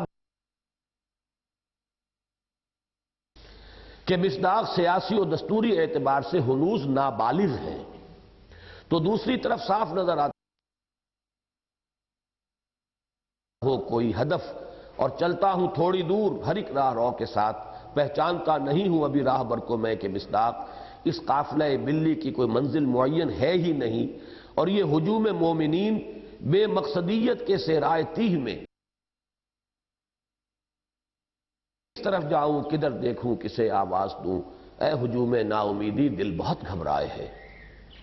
چنانچہ اغیار تانے دے رہے ہیں اور پھپتیاں چست کر رہے ہیں، مبصرین تجزیہ نگار انتشار یعنی ڈس انٹیگریشن اور حصے بکھرے ہو جانے یعنی بلکنائزیشن کی پیشن گوئیاں کر رہے ہیں، اور دشمن گھات میں ہے کہ کب آخری ضرب لگانے کا بہترین موقع ہاتھ آئے، اور خوش درخشید ولے شعلہ مستعجل بود کے مصداق عصر حاضر کی تاریخ کا ایک درخشاں باب ختم کر دیا جائے۔ گویا نظر بظاہر یوں محسوس ہوتا ہے کہ اس کی بربادی پر آج آمادہ ہے وہ کارساز جس نے اس کا نام رکھا تھا جہان کاف و نون۔ یہ حالات تھے اس وقت، انسرٹنٹی، انتشار، اور جو دنیا میں کہا جا رہا تھا Pakistan is still in search of an identity۔ اتنے عرصے کے بعد بھی پاکستان ابھی تشخص کا متلاشی ہے کہ معلوم تو ہو کہ میں ہوں کون، کیوں ہوں، کہاں ہوں، کیسے ہوں، ہونا چاہیے بھی کہ نہیں ہونا چاہیے۔ Pakistan is still in search of an identity۔ Pakistan is at the verge of disintegration۔ یہ جملے ہوتے تھے دنیا میں۔ پاکستان کی فضا پر متذکرہ بالا عمومی تشویش اور بددلی اور مایوسی کے جو بادل چھائے ہوئے ہیں، ان کے درمیان سے جھانک کر واقعات کی دنیا میں حالات حاضرہ کے داخلی اور خارجی پہلوؤں کا مشاہدہ کیا جائے تو صورتحال کچھ یوں نظر آتی ہے کہ یہ تو میں نے اوپر کی ایک فضا جو ہے وہ بتائی ہے، پاکستان میں بے یقینی اور ایک کیفیت جو ہے بے منزل ہونا اور کوئی سینس آف ڈائریکشن نہ ہونا، تو اس کا، لیکن اس بادلوں میں سے جھانک کر زمین پر دیکھیے تو حقائق کیا ہے۔ ایک جانب سیاچین گلیشیئر ہمارے ہاتھ سے جا چکا ہے، کشمیر کی کنٹرول لائن آئے دن کی بھارتی جارحیت سے خون آلود ہوتی رہتی ہے۔ پھر کشمیر کے علاوہ ہماری حساس ترین سرحد سے ملحق بھارتی پنجاب شدید خلفشار اور عدم استحکام کا شکار ہے، اور اس کے ضمن میں کوئی دن نہیں جاتا جب بھارتی زعماء میں سے کوئی نہ کوئی ہمیں مورد الزام نہ ٹھہراتا ہو۔ نتیجتاً پاکستان سے بھارت کی پیدائشی دشمنی اور مستقل نفسیاتی اور واقعاتی آویزش پر مستزاد یہ فوری اور شدید اندیشہ سر پر منڈلا رہا ہے کہ کسی بھی وقت اپنے اندرونی خلفشار کے باعث جھنجلا کر پاکستان کسی بڑی جارحیت کا ارتکاب نہ بھارت کسی بڑی جارحیت کا ارتکاب نہ کر گزرے۔ اس معاملے میں نوٹ کر لیجئے کہ تاریخ ایک چکر لگا کر پھر یہیں پہنچ گئی ہے جہاں میں یہ اس وقت لکھ رہا ہوں۔ ہندوستان میں بھی جو اب حکومت بنی ہے وہ پھر اسی متحدہ محاذ کی نوعیت کی ہے جیسی پہلے ایک دفعہ بنی تھی، اور ایکسٹریمسٹ ہندو جو ہے وہ اس کا سب سے بڑا سپورٹر ہے۔ 88 سیٹیں بی جے پی کی ہیں، اور اس کو ایک دن میں وہ اپنا وڈرا کرے اگر سپورٹ تو حکومت کرمبل کر جائے گی۔ اب اس صورتحال میں اور پھر جو کچھ کشمیر میں اب ہو رہا ہے، اگر صورتحال جو ہندو فرقہ پرست اور فنڈامنٹلسٹ ہے، ریوائولسٹ، اس کا دباؤ پڑے تو کچھ پتہ نہیں کہ پھر موجودہ حکومت بھی جو ہے کیا کرنے پر مجبور اپنے آپ کو پائے۔ اگرچہ وی پی سنگھ ذاتی طور پر اس کی شخصیت جو ہے وہ دوسرے طرز کی ہے، لیکن کرے گا کیا؟ پارلیمانی سیاست میں تو جو پرائم منسٹر ہوتا ہے اس کی جان ہر وقت جو ہے وہ ان ممبروں کے ہاتھ میں، ادھر سے ادھر ہو جائے تو ختم۔ وہ تو پریزیڈنشل سسٹم میں ہوتا ہے کہ ایک دفعہ آپ پریزیڈنٹ بن گئے تو 4-5 سال کے لیے آپ مطمئن ہیں، کانگریس میں اکثریت ہو اقلیت ہو کوئی بحث نہیں، آپ کے پاس اختیار ہے، آپ چلتے جائیں گے۔ لیکن پارلیمانی نظام میں تو جو چیف ایگزیکٹو ہے پرائم منسٹر، وہ ہر وقت جو ہے رحم و کرم پر ہے۔ اب جیسا کہ آپ کو معلوم ہے تلوار لٹکی ہوئی ہے بے نظیر کے سر پر، عدم اعتماد پھر عدم اعتماد پھر عدم اعتماد، اس کے سوا وہ کوئی کام کر ہی نہیں سکتے۔ تو یہ معاملہ وہاں پر بھی دوبارہ آ گیا ہے، اور کسی وقت ہمیشہ دنیا میں ہوتا ہے کہ کسی ملک کا اندرونی خلفشار جو ہے اس پر سے توجہ ہٹانے کے لیے اس ملک کی قیادت حکومت جو ہے وہ پھر کوئی جارحیت کرتی ہے اپنا کارنامہ لوگوں کو دکھانے کے لیے، اپنے ملک کے لوگوں کو، تاکہ وہ اپنے لیے ایک نیک نامی اپنے عوام میں حاصل کر سکے۔ دوسری جانب افغانستان کی صورتحال اور اس کے داخلی نظریاتی تصادم پر مستزاد روس کی ننگی جارحیت، ننگی اور براہ راست مداخلت، اور امریکہ کی قدرے ڈھکی چھپی اور بالواسطہ دخل اندازی نے نہ صرف یہ کہ پاکستان کے لیے شدید مسائل اور خطرات پیدا کر رکھے ہیں، بلکہ واقعہ یہ ہے، یہ ذرا غور سے پڑھیے، واقعہ یہ ہے کہ پاکستان، افغانستان اور روسی ترکستان کے پورے علاقے کی قسمت کو گویا ایک معلق ترازو سے وابستہ کر دیا ہے۔ چنانچہ جہاں اس کی بھی امید ہے کہ ایک مرد درویش کے لگ بھگ 5 صدی قبل کے الفاظ کہ ایک ولولہ تازہ دیا میں نے دلوں کو، لاہور سے تا خاک بخارا و سمرقند، اس شعر کو ذہن میں رکھیے، تو ہو سکتا ہے جہاد افغانستان میں بھی کامیاب ہو جائے، اس کے نتیجے میں پھر یہ ترکستانی ریاستیں جو ہیں، جو بہرحال مسلمانوں کی ریاستیں ہیں، ان میں بھی ایک تحریک اٹھے، جیسے کہ امید ہو گئی تھی بڑی قوی، اگرچہ اس وقت صورتحال جو ہے وہ بالکل دوسری رخ پر جا چکی ہے، لیکن یہ کہ اس وقت جو تھا وہ ہینگنگ ان دی بیلنس والا معاملہ تھا، کہ یہ بھی ہو سکتا تھا کہ ایک ولولہ تازہ دیا میں نے دلوں کو، لاہور سے تا خاک بخارا اور سمرقند حقیقت و واقعیت کا روپ دھار لیں، اور یہ خطہ ایک وحدت کی صورت اختیار کر کے اسلام کے نشأت ثانیہ اور عالمی غلبے کا نقطۂ آغاز بن جائے۔ وہاں یہ خطرہ بھی حقیقی اور واقعی ہے کہ سائبیریا کا برفانی ریچھ بحیرہ عرب کے گرم پانی میں غوطہ لگانے کے لیے آخری دوڑ کا آغاز کر دے اور خاکم بدہن پاکستان بھی اس کی اریاں جارحیت کا نشانہ بن جائے۔ اس وقت یہ معاملہ جو تھا ہینگنگ ان دی بیلنس تھا۔ اب بہرحال روس کی جو ہے وہ پسپائی ہو چکی ہے وہاں سے، لیکن یہ کہ دوسری طرف جہاد کا معاملہ بھی کسی کامیابی کی منزل سے ہمکنار تاحال نہیں ہو پایا۔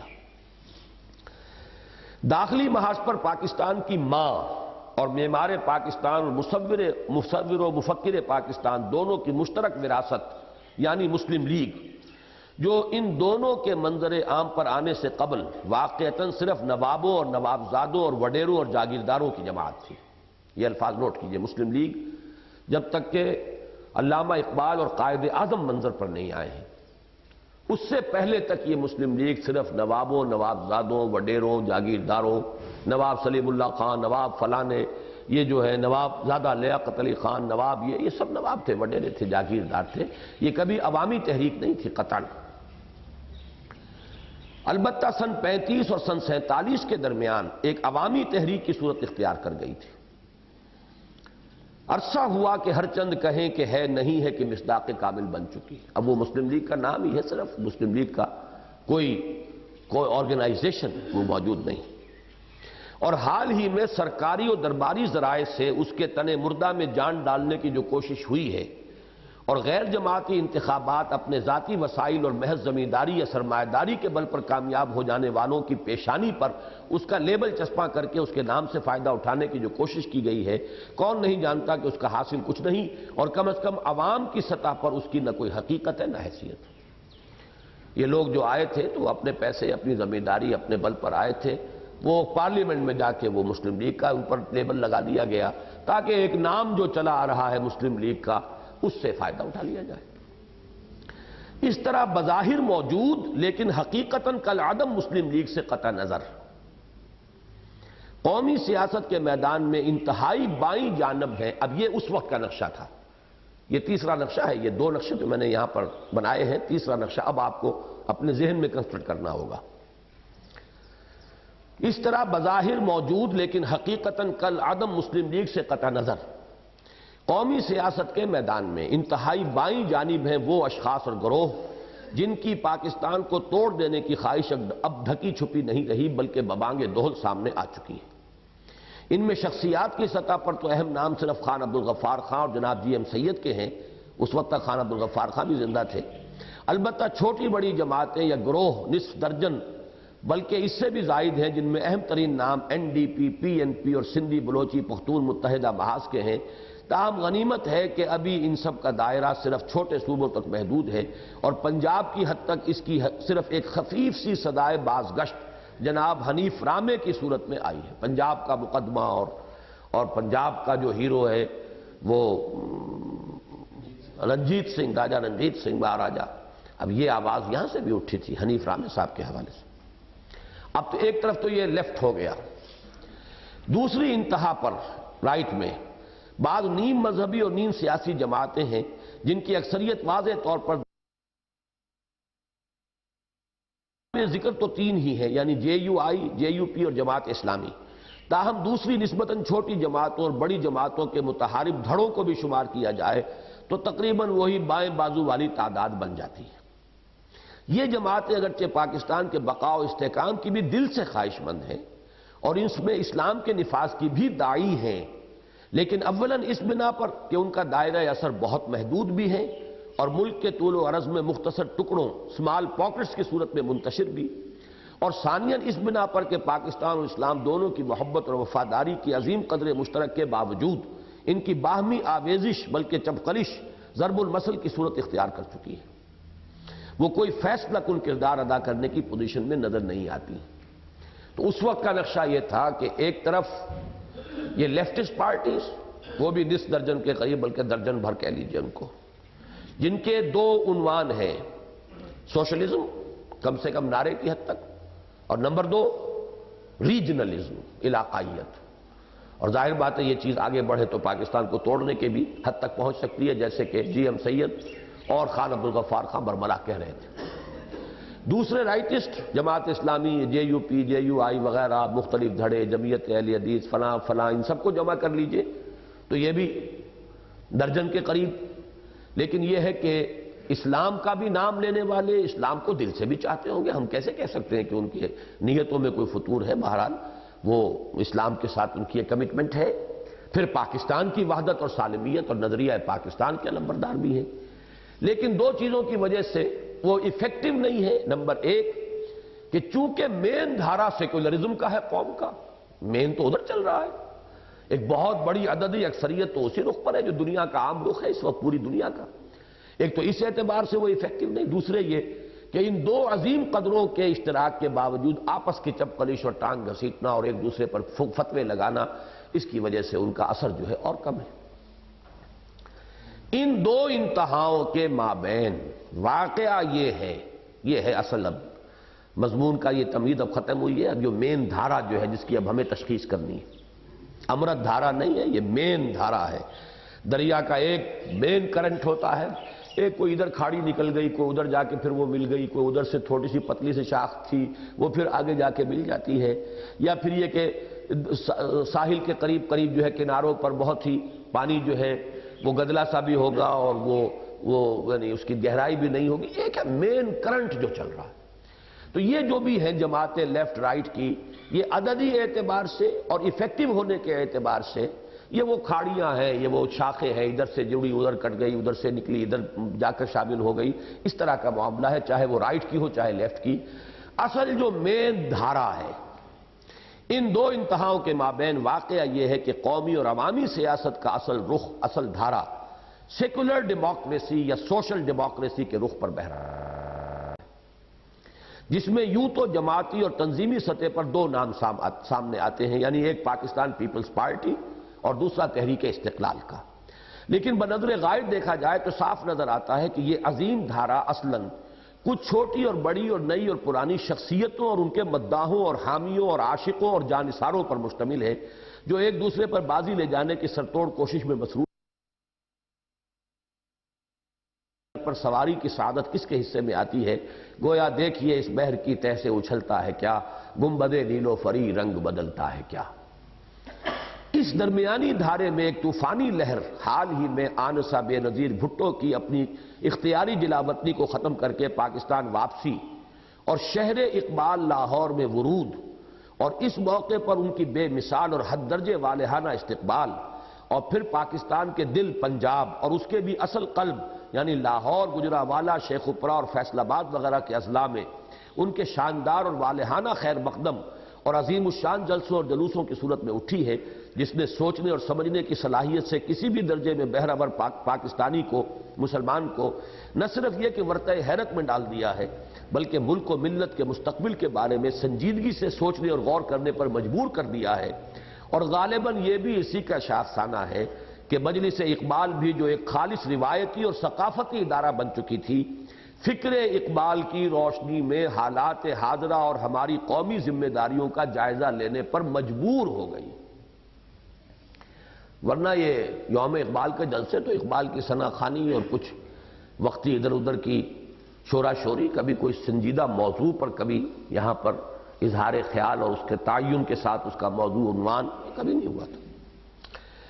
ہماری قومی اور عوامی سیاست کے اصل اور عظیم تر درمیانی دھارے میں جو طوفانی لہر حال ہی میں اٹھی ہے، اس کے ضمن میں یہ بات بھی غلط نہیں ہے کہ یہ کسی حد تک 8-9 سال کے سیاسی حبس کا رد عمل ہے. چونکہ سخت جو رکاوٹ رہی اور پروسیس جو ہے پولیٹیکل قدغنیں رہی، تو ایک حبس جو تھا اس کا رد عمل ہوا ہے یہ کہ اتنا جوش و خروش جو ہے سامنے آیا، ایک فیکٹر. اور اس بات میں بھی یقیناً کچھ میں کچھ صداقت موجود ہے کہ حالیہ طوفانی کیفیت زیادہ دیر برقرار نہیں رہ سکتی.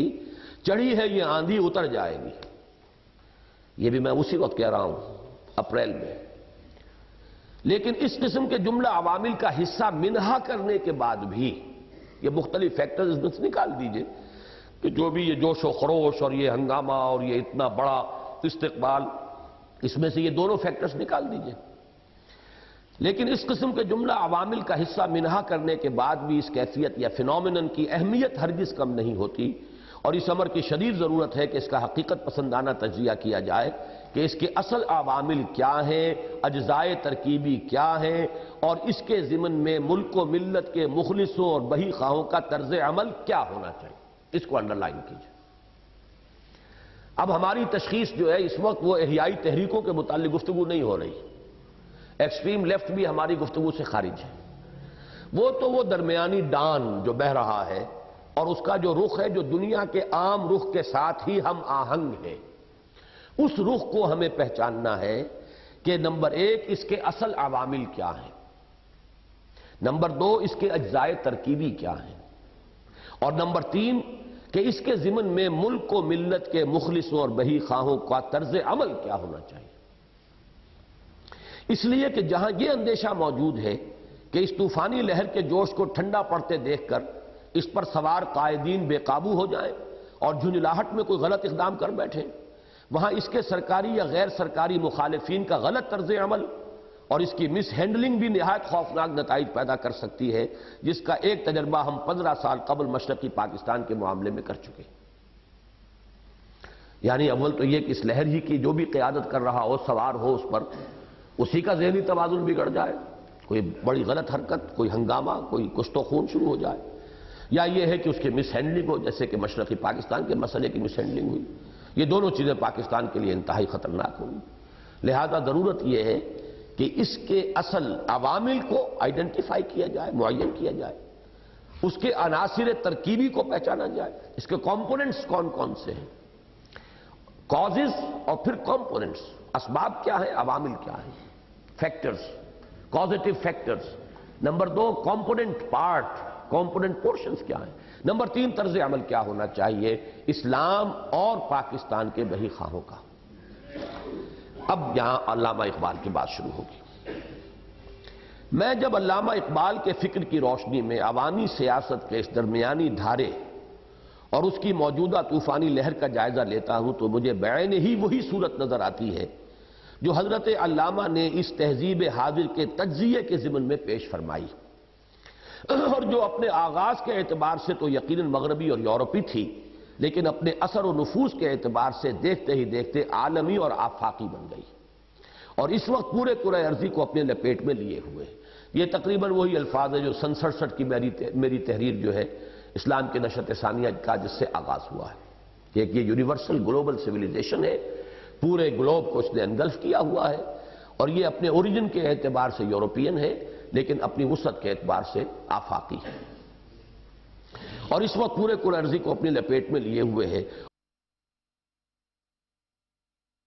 لگ بھگ پون صدی قبل دی تھی کہ دیار مغرب کے رہنے والوں خدا کی بستی دکان نہیں ہے، کھرا جسے تم سمجھ رہے ہو وہ اب ذرے کم عیار ہوگا، تمہاری تہذیب اپنے خنجر سے آپ ہی خودکشی کرے گی، جو شاخ نازک پہ آشیانہ بنے گا ناپائیدار ہوگا۔ علامہ کے ان اشعار کے بارے میں ایک خیال ہو سکتا ہے کہ یہ تو بے شک کوئی غلط ثابت ہوئی، یہ تہذیب جو ہے وہ تو چل رہی ہے، اس کا غلبہ چل رہا ہے، دبدبہ چل رہا ہے، اس کا سکہ رواں ہے، ابھی تو کوئی کامیابی کے آثار نہیں۔ تو ایک بات تو میں آپ کو یہ بتا دوں کہ تھاٹ کے لیول پر ویسٹ میں بھی جو اونچے مفکرین ہیں وہ یہی بات کہہ رہے ہیں کہ یہ تہذیب اپنے خاتمے اور تباہی کے کنارے پر پہنچ چکی ہے۔ اب یہ ہے کہ وقت کا تعین تو سے دم توڑ رہی ہے، ڈر ہے خبر بد نہ میرے منہ سے نکل جائے، تقدیر تو مبرم نظر آتی ہے وہ لیکن پیران کلیسا کی دعا ہے کہ یہ ٹل جائے۔ علامہ اقبال نے یہ کہا تھا لیگ آف نیشنز کے بارے میں، تو یہی بات صحیح ہے اس تہذیب کے بارے میں۔ اور جیسا کہ میں نے اپنے خطبات میں جو سورہ کہف اور دجالی فتنے کا جو باہمی تعلق ہے میں نے اس کے میں اس مرتبہ تفصیل سے بیان کیا ہے کہ در حقیقت دو عالمی جنگیں، اور علامہ اقبال کا ایک اقتباس بھی انہی دنوں آیا ہے اخبار میں کہ پہلی جنگ عظیم ہوئی تھی صرف ان کی زندگی میں، انہوں نے کہا تھا کہ یہ وہی شے تھی کہ جس کی میں نے اس وقت جو ہے وہ پیشین گوئی کی تھی، اس وقت میں نے جب یہ اشعار لکھے مجھے خود اندازہ نہیں تھا، لیکن کتنے بڑے پیمانے پر تباہی آئی تھی، پہلی جنگ عظیم، پھر دوسری جنگ عظیم، اور اب تیسری جنگ عظیم جو ہے وہ یقیناً بالکل خودکشی ہوگی کم سے کم اس تہذیب کی۔ پھر تو کہیں جو بچے کھچے رہ جائیں گے انسان، پھر وہ کوئی نئی دنیا ہی بنائیں گے، نئی تہذیب کہاں سے وہ شروع ہوتی ہے واللہ عالم۔ اور یہ جنگ جو ہے ہو کر رہنی ہے، اس کو آپ ڈیلے کر سکتے ہیں. اس کی 99 نامی کتاب آئی ہے جس کا ٹائٹل یہ ہے نکسن کا. اس کی کتاب کو پڑھیے. وہ گارباچوف جو ہے اس سے انتہائی خائف ہے اس وقت کہ اصل پہلوان جو ہمارے مقابلے کا وہ اب آیا ہے. یہ نہ سمجھیں کہ یہ در حقیقت روس کی جو ہے ناکامی یا روس کی پسپائی ہے، بلکہ یہ صرف اپنی اسٹریٹجی کو چینج کر کے، اپنے کچھ انہیرنٹ ویکنسز کو دور کر کے، اپنے اندر جو خلفشار ہے اس پر قابو پا کر بڑی قوت کے ساتھ یہ ویسٹ کا مقابلہ کرے گا. اور ویسٹرن لیول کا تو در حقیقت یہ نکسن کا تجزیہ.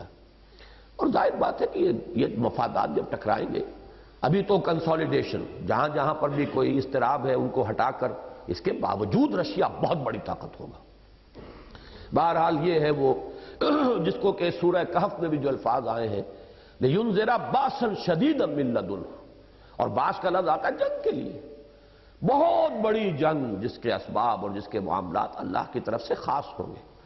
وہ ہے کہ جس کی پیشن گوئی سورہ کہف کے ان الفاظ میں مولانا مناظر حسن گیلانی رحمۃ اللہ علیہ کی رائے کے مطابق ہے. یہ صرف میرا اپنا ذاتی خیال نہیں ہے، بلکہ میں نے ان کے مضمون کا حوالہ دیا ہے اپنی ان دونوں تقریروں میں بار بار.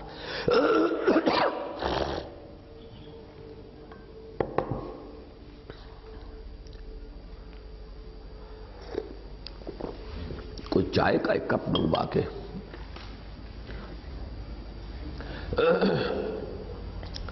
اہل نظر جانتے ہیں، اب یہاں سے اصل میں فکر اقبال کی بات شروع ہو رہی ہے.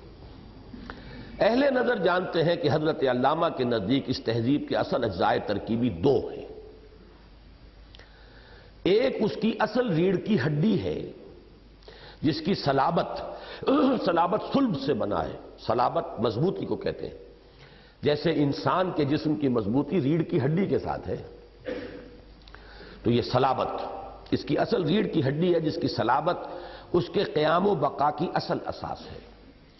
خطبات میں حضرت علامہ نے اسے انر کور سے تعبیر فرمایا ہے، inner core of the present western civilization, اور یہ کہا ہے کہ یہ خالص قرآنی ہے، اور اسے خالص قرآنی الاصل گویا 100% اسلامی قرار دیا ہے. یعنی الفاظ قرآنی وَلَا تَقْفُ مَا لَيْسَ لَكَ بِهِ عِلْمٌ إِنَّ السَّمْعَ وَالْبَصَرَ وَالْفُؤَادَ كُلُّ أُولَٰئِكَ كَانَ عَنْهُ مَسْئُولًا کے مطابق یہ طرز اور روش کہ اپنے موقف کی بنیاد نہ توہمات پر قائم کی جائے، نہ نرے ہوائی تخیلات پر، بلکہ مشاہدات و تجربات اور ان پر مبنی ٹھوس استدلال پر قائم کی جائے. میں نے جو رات کہا تھا کہ دو چیزیں کی، ایک تو توہمات کو ختم کیا، اور دوسرے یہ کہ وہ منطق جو تھی، جو بال کی کھال نکالنے والی منطق، وہ استخراجی منطق، ڈیڈکٹیو لاجک، اس کی بجائے قرآن نے انڈکشن کے دور کا آغاز کیا ہے. دیکھو، وسیع مشاہدہ کرو، پھر نتائج اخذ کرو. یہ نہیں کہ ایک بات لے کر بیٹھے ہوئے ہیں اسی کا تجزیہ پر تجزیہ ہو رہا ہے، بلکہ یہ کہ اپنی وسعت، اپنی نظر کھول، آنکھ، زمین دیکھ، فلک دیکھ، فضا دیکھ، مشرق سے ابھرتے ہوئے سورج کو ذرا دیکھ. حضرت علامہ کی یہ رائے نہایت صائب اور حد درجے اہم ہے، اس لیے کہ واقعہ یہی ہے کہ یہی قرآنی ہدایت اور رہنمائی تھی جس نے ایک جانب مظاہر قدرت کو آیات الہیہ کا تقدس عطا فرمایا. مظاہر قدرت تو آیات الہیہ ہیں. ان فی خلق السماوات والارض واختلاف اللیل والنہار والفلک التی تجری فی البحر بما ينفع الناس وما انزل اللہ من السماء من ماء فاحیا به الارض بعد موتها وبث فيها من كل دابة وتصریف الرياح والسحاب المسخر بین السماء والارض لآیات لقوم یعقلون. تو مظاہر فطرت کو آیات الہیہ کا تقدس عطا کیا ہے. میں نے یہاں شاید اس وقت جب پڑھا رہا تھا لاہور میں، ہمارے جو منتخب ساتھی تھے ذمہ دار، ان کو میں یہ پڑھا چکا ہوں. تو اس میں مجھے یاد آیا تھا کہ ایک اشتہار اخبارات میں چھپتا ہے کسی گلاس فیکٹری کا، ہم نے شیشے کو ستاروں کی چمک دے دی. تو یہ بڑا پیارا انداز ہے، ہم نے شیشے کو ستاروں کی چمک دے دی. قرآن نے ان مظاہر فطرت کو آیات الہیہ کا مقام عطا کیا اور انسان کو کتاب فطرت کے سائنٹیفک مطالعے اور مشاہدے کی طرف متوجہ کیا، اور دوسری جانب منطق کو استخراج کی تنگنائیوں سے نکال کر استقراء کی وسعتوں اور پہنائیوں سے روشناس کرایا۔ اس پر بھی مولانا محمد حنیف ندوی صاحب کا ایک مقالہ ہماری قرآن کانفرنس میں پڑھا گیا تھا کہ استقراء کا آغاز جو ہوا ہے انڈکٹیو لاجک کا یا انڈکشن کا، یہ تاریخ انسانی میں قرآن کے ذریعے ہوا ہے۔ وہ چونکہ بہت بڑے منطقی اور فلسفی تھے خود،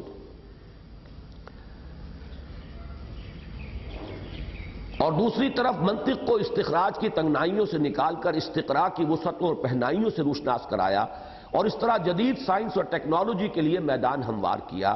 چنانچہ یہی چیز یورپ میں تحریک احیاء علوم کی بنیاد بنی، جس کے نتیجے میں یورپی اقوام اوج ثریا پر پہنچی، اور صورت یہ پیدا ہوئی کہ عروج آدم خاکی سے انجم سہمے جاتے ہیں کہ یہ ٹوٹا ہوا تارا مہ کامل نہ بن جائے۔ حضرت علامہ کی یہ جرف نگاہی بجائے خود جس عظمت کی مظہر ہے اس سے قطع نظر، میرے لیے اس کی قدر و قیمت کا ایک اضافی پہلو یہ ہے کہ اس سے نبی اکرم صلی اللہ علیہ وسلم کے ایک اہم قول کی عظمت و صداقت مبرہن ہو جاتی ہے، جو صحیح مسلم میں حضرت عمر رضی اللہ تعالیٰ عنہ سے مروی ہے کہ ان اللہ یرفع بہذا الکتاب اقواما ویضع بہ آخرین، یعنی اب اللہ تعالیٰ اسی کتاب قرآن کے ذریعے قوموں کو ابھارے گا، اٹھائے گا، اور اسی کے ترک کرنے کے باعث دوسری قوموں کو گرا دے گا۔ گویا مغربی تہذیب بھی ابھری تو یقیناً قرآن ہی کے ہدایت و رہنمائی کے ایک اہم جز کے سہارے ابھری، اور مسلمان گرے تو اسی سبب سے گرے کہ انہوں نے قرآن کی اس ہدایت سے یورپ کو روشناس کرانے کے بعد خود اسے ترک کر دیا۔ وہ زمانے میں معزز تھے مسلمان ہو کر، اور تم خار ہوئے تارک قرآن ہو کر، اور خار از محجوری قرآن شدی، شکم سنجے گردش دوران شدی، اے چو شبنم بر زمیں افتندئی در بغل داری کتاب زندئی۔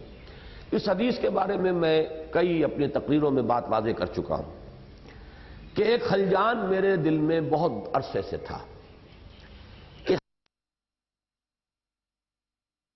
اسی کی بنا پر گریں گی، تو کئی صدیوں سے مغربی اقوام اٹھی ہوئی ہیں، یہ قرآن کی وجہ سے تو نہیں اٹھی، یہ تو ممکن ہے قرآن کے اور اللہ کے رسول کے صلی اللہ علیہ وسلم۔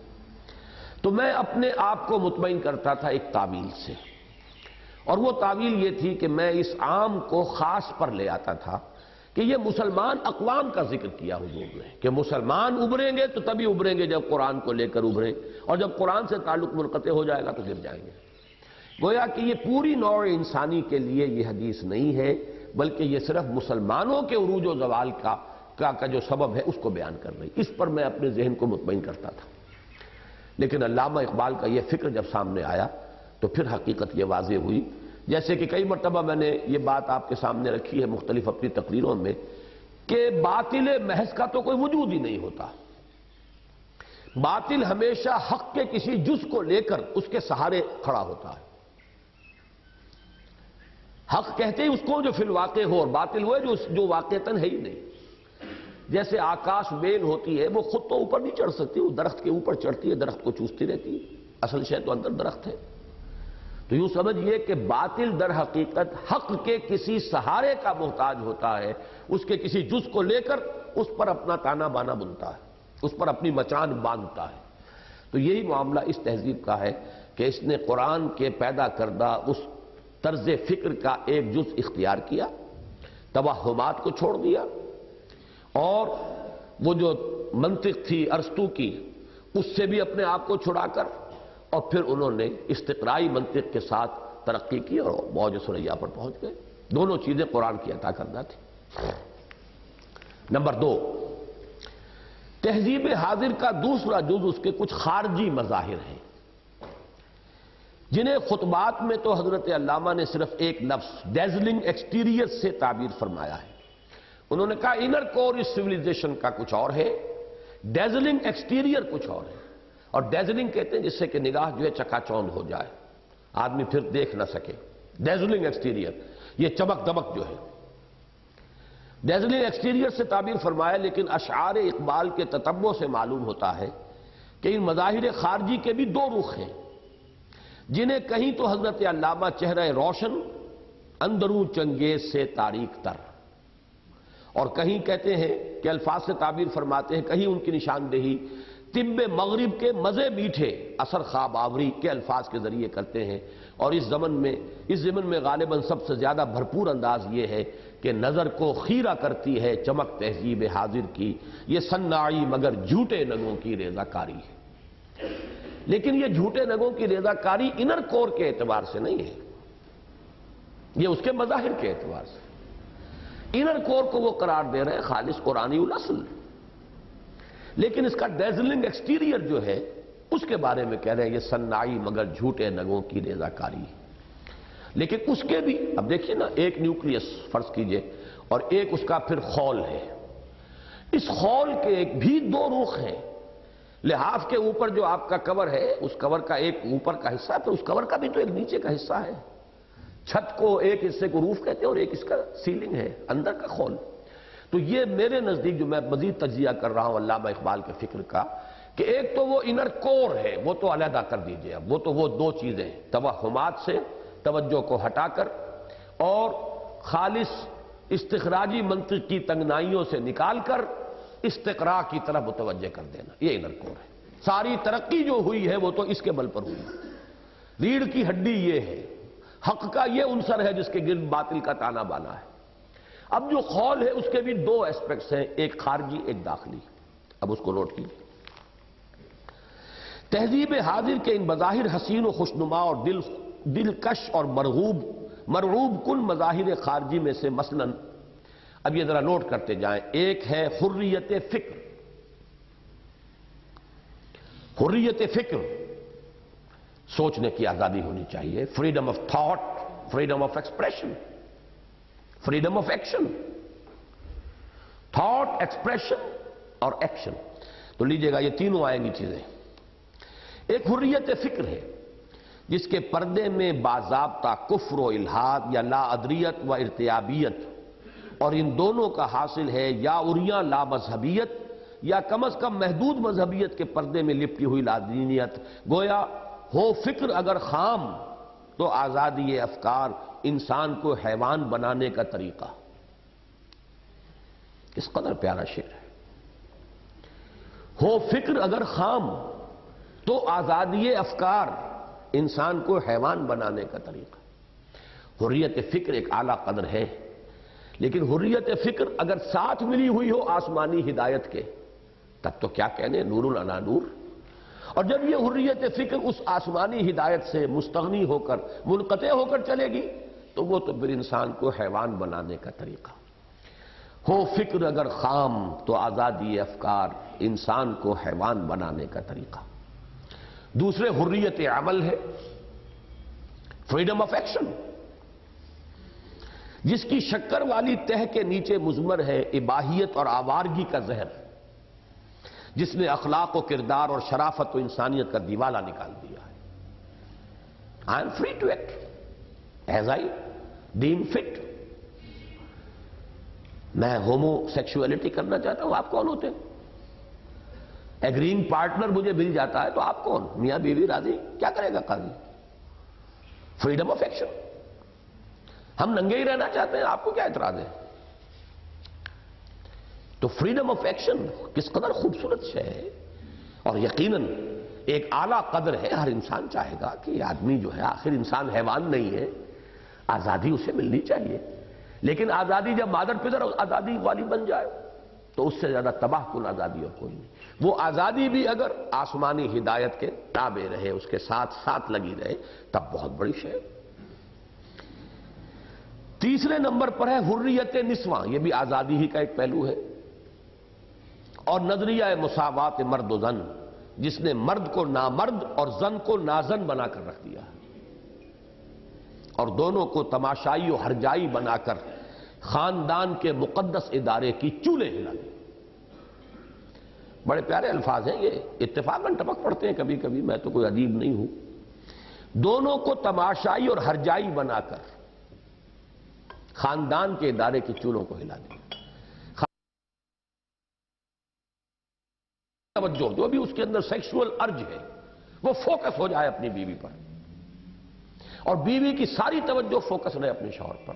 اب یہ بانڈ جو ہے بہت مضبوط ہے، خاندان کا ادارہ مستحکم ہوگا اس پر۔ جہاں کہیں وہ توجہ کا انتشار ہوا، ڈسیپیشن، اس کی توجہ بھی صرف ادھر نہیں ہے اور بھی چاروں طرف ہے، اس کی توجہ بھی ادھر نہیں ہے چاروں طرف ہے، تو اصل جو زد پڑتی ہے وہ در حقیقت انسٹیٹیوشن آف فیملی پر ہے، اس کی چولے ڈھیلی ہو کر کیا اس کا ستیہ ناش ہو جائے۔ تو یہ ہے تیسری چیز، تیسرے نمبر پر ہے حریت نسواں اور نظریہ مساوات مرد و زن، جس نے مرد کو نامرد اور زن کو نازن بنا کر رکھ دیا اور دونوں کو تماشائی و ہرجائی بنا کر خاندان کے مقدس ادارے کی چولیں ہلا کر رکھ دی۔ نتیجہ یہ نکلا، بڑے پیارے اشعار ہیں، فساد کا ہے فرنگی معاشرت میں ظہور، کہ مرد سادہ ہے بیچارہ زن شناس نہیں، اور کیا یہی ہے معاشرت کا کمال، مرد بیکار و زن تہی آغوش۔ یہ مغربی تہذیب کے دو سب سے بڑے پرابلمز ہیں، وہ جو ان ایمپلائمنٹ ہے وہ بڑھتی چلی جا رہی ہے، مرد بیکار اور زن تہی آغوش، وہ اولاد پیدا کرنے کو تیار نہیں، اپنے نسوانی حسن کو بٹا لگائے، اولاد پیدا کرے، لہذا بڑی بڑی قوموں کا حال پتلا ہوا۔ فرانس کے اندر وہ تباہی آئی ہے، چند گھنٹوں کے اندر ہٹلر کے آگے گھٹنے جو ٹیکے، اسی وجہ سے کہ سب سے زیادہ یہ مرض وہاں آیا تھا، لڑنے والے مرد ہی نہیں تھے۔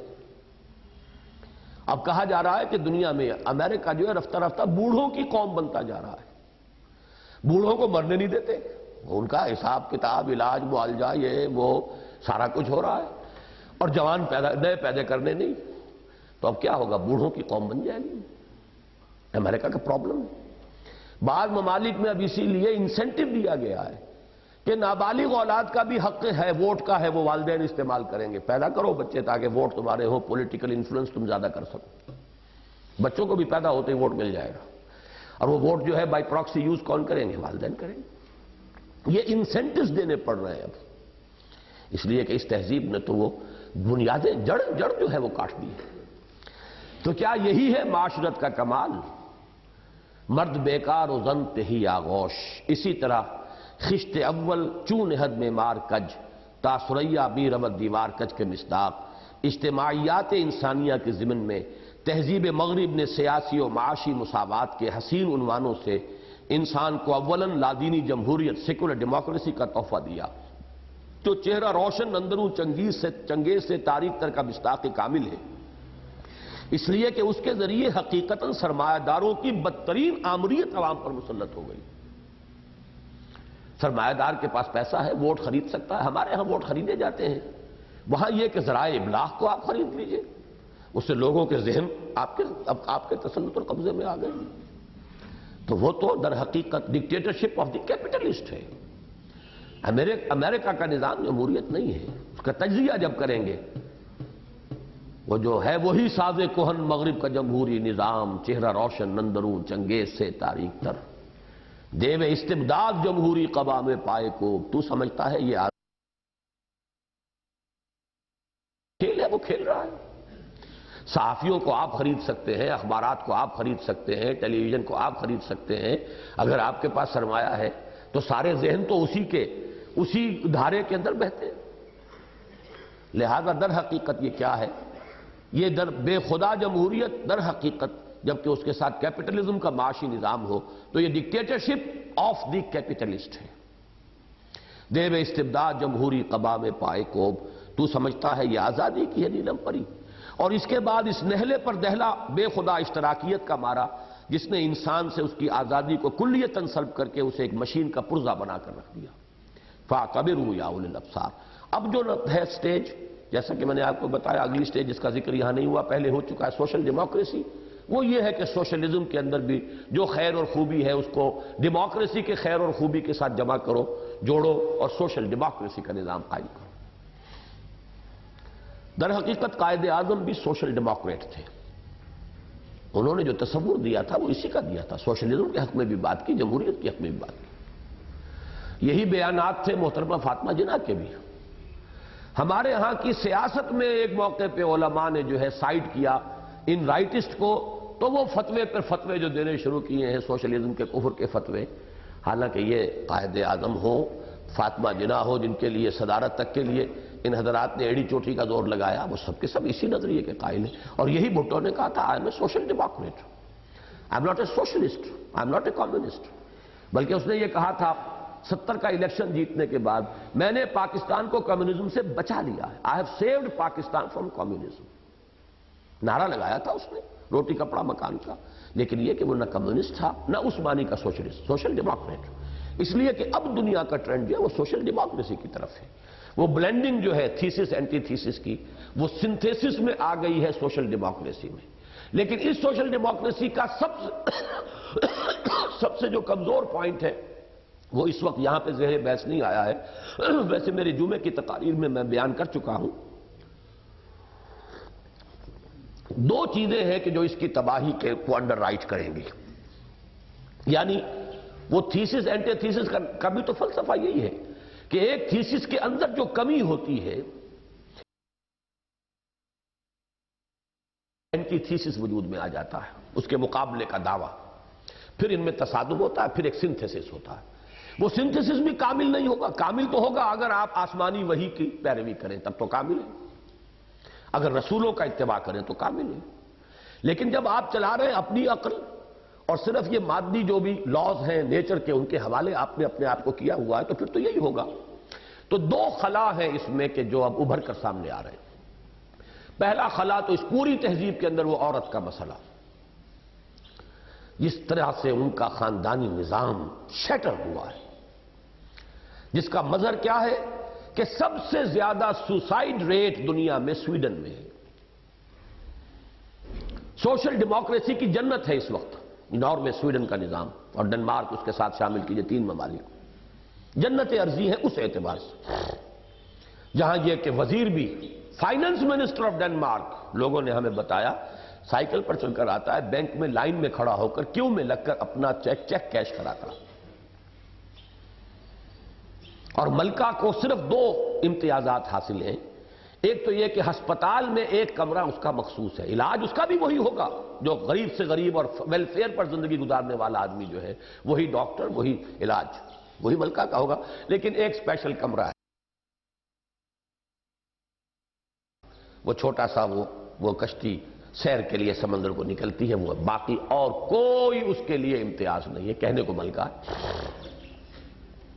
یہ نظام آپ سوچئے، ایک شخص کے جو ویلفیئر پر زندگی گزار رہا ہے، خیرات پر زندگی گزار رہا ہے، اس کا بچہ بھی وہی تعلیم حاصل کرے گا جو ملکہ کا شہزادہ کر رہا ہے. بیمار ہوگا تو اسی علاج کا وہ بھی حقدار ہے جو ملکہ کا یا ملکہ کے بیٹے کا ہے. بتائیے اس سے اونچی اب کون سی منزل رہ گئی؟ ایک اعتبار سے یہ معراج ہے، جنت ارضی ہے. لیکن عورت کا معاملہ، اس کی پامالی، اس کی بے حرمتی، خاندان کے ادارے کا شیٹر ہو جانا. آپ کو مادر ذات برہنہ عورتیں پڑی ملیں گی سڑکوں کے اوپر. اور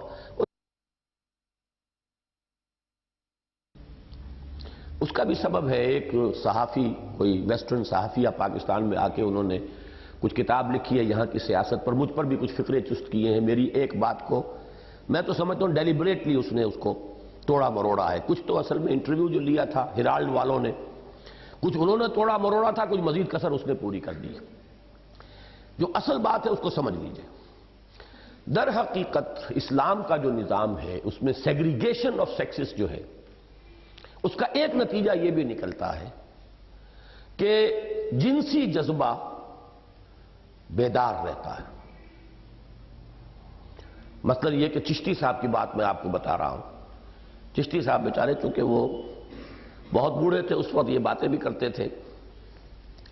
ایک مرتبہ وہ میرے مطب سے نکلے تو میرے مطب کے سامنے سے ایک خاتون گزر رہی تھی، جوان عورت، کسی کسائی، ہر طرح سے مسلح.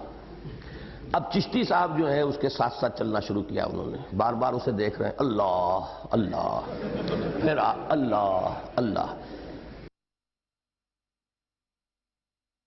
حضرت یہ آپ کیا کر رہے تھے؟ اگر یہ آپ کی ساری داڑھی واڑی جو ہے اس کے ہوتے ہوئے کہیں وہ جوتا نکال لیتی تو. ان کا بھائی ہم تو اللہ میاں سے لڑائی کریں گے جا کر. جب ہم جوان تھے ہمیں تو عورت کی انگلی بھی نظر نہیں آتی تھی، اور جہاں کہیں عورت کی انگلی نظر آتی تھی ہمارے پورے وجود میں جو ہے سنسناہٹ ہوتی تھی. اور اب یہ حال ہو گیا ہے. عورت وہ تو کم سے کم کسی کسائی تھی لیکن لباس میں ملبوس تو تھی. اب جو عورت نظر آتی ہے آپ کو وہاں پر وہ تو لباس سے آزاد ہوتی ہے. وجہ کیا ہے؟ کہ عورت کو اور اس کی نسوانیت کو اور اس کی عریانی کو دیکھ دیکھ کر مردوں کی حس جو ہے مردہ ہوتی چلی گئی، لہذا عورت کو اور ننگا ہونا پڑتا ہے، اور ننگا ہونا پڑتا ہے، اور ننگا ہونا پڑتا ہے۔ یہ عریانی در حقیقت یہ یوں ہی نہیں آ گئی ہے، وہ توجہ کو مرتکز کرانے کی طرف اب لوگ دیکھ دیکھ کر سیر ہو چکے، اب تو اس سے اگلے کوئی قدم ہوگا تو نگاہ اٹھے گی نا، جب اس کے بھی عادی ہو جائیں گے تو پھر جب اس سے اگلا کوئی قدم ہوگا تب نگاہ اٹھے گی۔ تو نگاہوں کو دعوت دینے کے لیے ایک ایک انچ کر کے عورت لباس سے آزاد ہوئی، اور اس کا جو فینومینن ہے وہ آپ کو ٹاپ پر اگر دیکھنا ہو، ویسے تو امریکہ وغیرہ میں بھی نظر آ جاتا ہے کہ آپ کو ایسی عورتیں چلتی ہوئی نظر آئیں گی کہ جنہوں نے صرف ایک جانگیا سا پہنا ہوا ہو اور اوپر ایک دھجی ہو، اللہ اللہ خیر سلام۔ ایک دھجی کی بھی کوئی تہمت نہ ہو جسم پر، وہ آپ کو ان ممالک میں نظر آ جائے۔ تو ایک تو یہ ہے وہ خلا، عورت کی یہ بے حرمتی، اور اس کے نتیجے میں خاندان کے ادارے کی تباہی اور بربادی۔ یہ دیکھیے، یہ جو میں نے شعر کی وضاحت نہیں کی تھی، اقبال نے جو کہا تھا نا، میں نے الفاظ استعمال کیے تھے، مرد کو نامرد اور زن کو نازن بنا کر رکھ دیا ہے۔ تو یہ ہے در حقیقت اس کا پس منظر، اور اسلام یہ چاہتا ہے کہ یہ ارتقاء سے شوہر کی پوری توجہ اس اعتبار سے اپنی بیوی کی طرف، بیوی کی پوری توجہ اپنے شوہر کی طرف، اس سے وہ خاندان کا ادارہ مستحکم ہوتا ہے۔ وہ خاندان کا ادارہ شیٹر ہوا تو سوسائیڈ ہو رہا، سکون تو ملتا تھا گھر میں آ کر، لِتَسْكُنُوا إِلَيْهَا، قرآن مجید کے الفاظ ہیں، اندر آدمی آئے، محبت بھری فضا میں آئے، روکھی سوکھی کھا رہا ہے، بیوی نے لا کر محبت کے ساتھ لا کے رکھا ہے، وہ روکھا سوکھا اگر جو چنگیری کے اندر پڑا ہوا ہے ٹکڑا، لیکن اس کے اندر جو لذت ہے وہ آپ کو معلوم ہے، وہ تو نہیں ملے گی آپ کو۔ آپ ٹاپ کے ریسٹورانٹس میں چلے جائیں، کھا لیں، ڈائننگ آؤٹ بہت بڑا، یعنی یہ بڑی بات ہوتی ہے، لیکن یہ کہ اس میں وہ لذت تو نہیں ہوگی۔ گھریلو زندگی کا وہ سکون جب نہیں ملا تو اب حال یہ ہے کہ آدمی کنفلکٹس کو فیس نہیں کر سکتا۔ سوسائیڈ کا ریٹ سب سے ہائیسٹ سویڈن میں، اور دوسرا جو اس کے اندر جو ہے جو اس کو توڑ پھوڑ کر رکھ دے گا، the urge to work is decreasing. جب آدمی کو سب کچھ عیش سے مل رہا ہو بغیر کام کیے تو کام کیوں کرے؟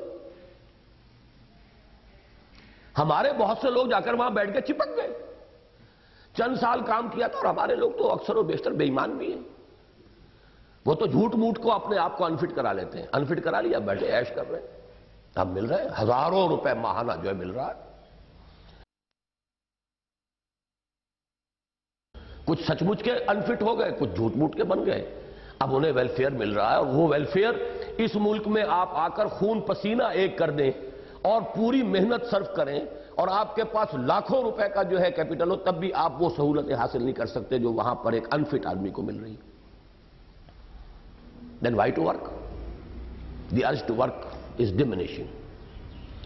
یہی ہے اصل میں اسلام سے جو تقابل آپ کریں گے۔ اسلام جہاں ایک طرف انڈر رائٹ کرتا ہے بنیادی ضروریات کو زکوٰۃ اور عشر کے نظام سے، ساتھ ہی یہ تصور بھی دیتا ہے کہ یہ صدقات اوساخ الناس ہیں، یہ لوگوں کا میل کچیل ہے، تو غیرت کا تقاضا یہ ہے کہ اس سے فائدہ نہ اٹھاؤ۔ یہ بات یوں ہی نہیں ہے کہ لوگ زکوٰۃ لیے پھرتے تھے اور لینے والے نہیں ملتے تھے، کیوں؟ اپنی پریسٹیج، اپنی عزت، کیوں اس کو ہم داؤ پر لگائیں؟ Why not work? کسب کی وہ اہمیت اور صدقات کو اوساخ الناس، اور اس میں مزید اضافہ کیا حضور نے اپنے آپ کو، اپنے خاندان کو بالکل اسے نکال کر باہر کھڑا کر دیا، اس میں اور اس کی حیثیت کو کم کیا۔ ٹھیک ہے، جو آدمی ہو گیا ہے، پیچھے رہ گیا ہے، کوئی مجبوری ہے، ٹھیک ہے اسے دو، لیکن اس کو اس طریقے سے اتنا آنریبل نہ بنا دو اسے کہ پھر آدمی کے اندر کام کرنے کا جذبہ ہی نہ رہے۔ رائٹ ورک، یہ دو ہیں ان کے اندر جو انہیرنٹ ویکنیسز ہیں اس سوشل ڈیموکریسی کی، ایکسپلوڈ ہوں گے، اور پھر یہ کہ ان کے اندر سے کوئی اور اینٹی تھیسس برآمد ہوگا۔ بہرحال یہ ذرا اس سوشل تھاٹ کے سلسلے میں مزید چند باتیں آ گئیں۔ آگے بڑھنے سے قبل اس مقام پر دو امور کی وضاحت مناسب ہے۔ ایک یہ کہ تہذیب جدید کے اس المیے کا اصل سبب سورہ بقرہ کے 4 رکوع کی روشنی میں ایک جملے میں یوں بیان کیا جا سکتا ہے کہ اس نے اس علم الاسماء پر تو پوری توجہ صرف کی جو ابتدائے آفرینش ہی میں حضرت آدم کی سرشت میں ودیت کر دیا گیا تھا، اور جس نے تاریخ انسانی کے دوران مسلسل بروز و ظہور اور صعود و ارتقاء کے ذریعے علم الاشیاء اور علم الخواص کے راستے سے سائنس اور ٹیکنالوجی کی صورت اختیار کی، جسے قرآن ہدایت فَإِمَّا يَأْتِيَنَّكُم مِّنِّي هُدًى فَمَن تَبِعَ هُدَايَ فَلَا خَوْفٌ عَلَيْهِمْ وَلَا هُمْ يَحْزَنُونَ سے تعبیر کرتا ہے۔ نتیجتاً اس نے دجال کی صورت اختیار کر لی، جس کی ایک آنکھ بند ہے اور جس کی پیشانی پر جلی حروف میں کاف فا را لکھا ہوا ہے۔ چنانچہ اب یہ یک چشم عفریت نوع انسانی ہی نہیں، ہر قسم کی حیات ارضی کی کلی تباہی پر تلا کھڑا ہے۔ وہ تھرڈ ورلڈ وار جب بھی ہوگی اس کا نتیجہ کیا نکلے گا؟ اکثر و بیشتر حصے اس کرۂ ارضی کے انہیبیٹیبل رہیں گے ہی نہیں، حیات کا وہاں پہ سرے سے امکان ہی نہیں رہے گا۔ یہ یک چشم عفریت جو ہے یہ بھی اچھی ترکیب بن گئی ہے۔ دجال کا یہی ہے نا، کانا دجال، اس کی ایک آنکھ بند ہے اور یہ کہ کاف فا را پیشانی پر لکھا ہوا ہے کفر۔ تو وہ علم الاسماء، علم الاشیاء، علم الخواص کے ذریعے سے سائنس، ٹیکنالوجی، یہ ہم نشأۃ ثانیہ میں بھی بار بار اس کو سمجھ چکے ہیں، وہ اپنے عروج کو منی ہدن۔ اور دیکھیے کمال یہ ہے کہ ایک رکوع میں ایک سرے پر وہ ہے، دوسرے سرے پر وہ ہے، یہ دونوں علم ہیں۔ اقبال نے اس کا مرثیہ یوں کہا ہے: عشق کی تیغ جگردار اڑا لی کس نے، علم کے ہاتھ میں خالی ہے نیام اے ساقی۔ وہ علم جو ہے اس کے اندر عشق خداوندی، ایمان اللہ پر، اللہ کی معرفت، اللہ کی محبت کی تلوار ہوتی تو کیا کہنے تھے، لیکن وہ تیغ جگردار تو کسی نے اڑا لی، غائب کر دی، اب تو خالی نیام ہے۔ یہ علم جو ہے یہ سائنسز کا اور فزیکل سائنسز اور ٹیکنالوجی، وہ خالی نیام رہ گیا۔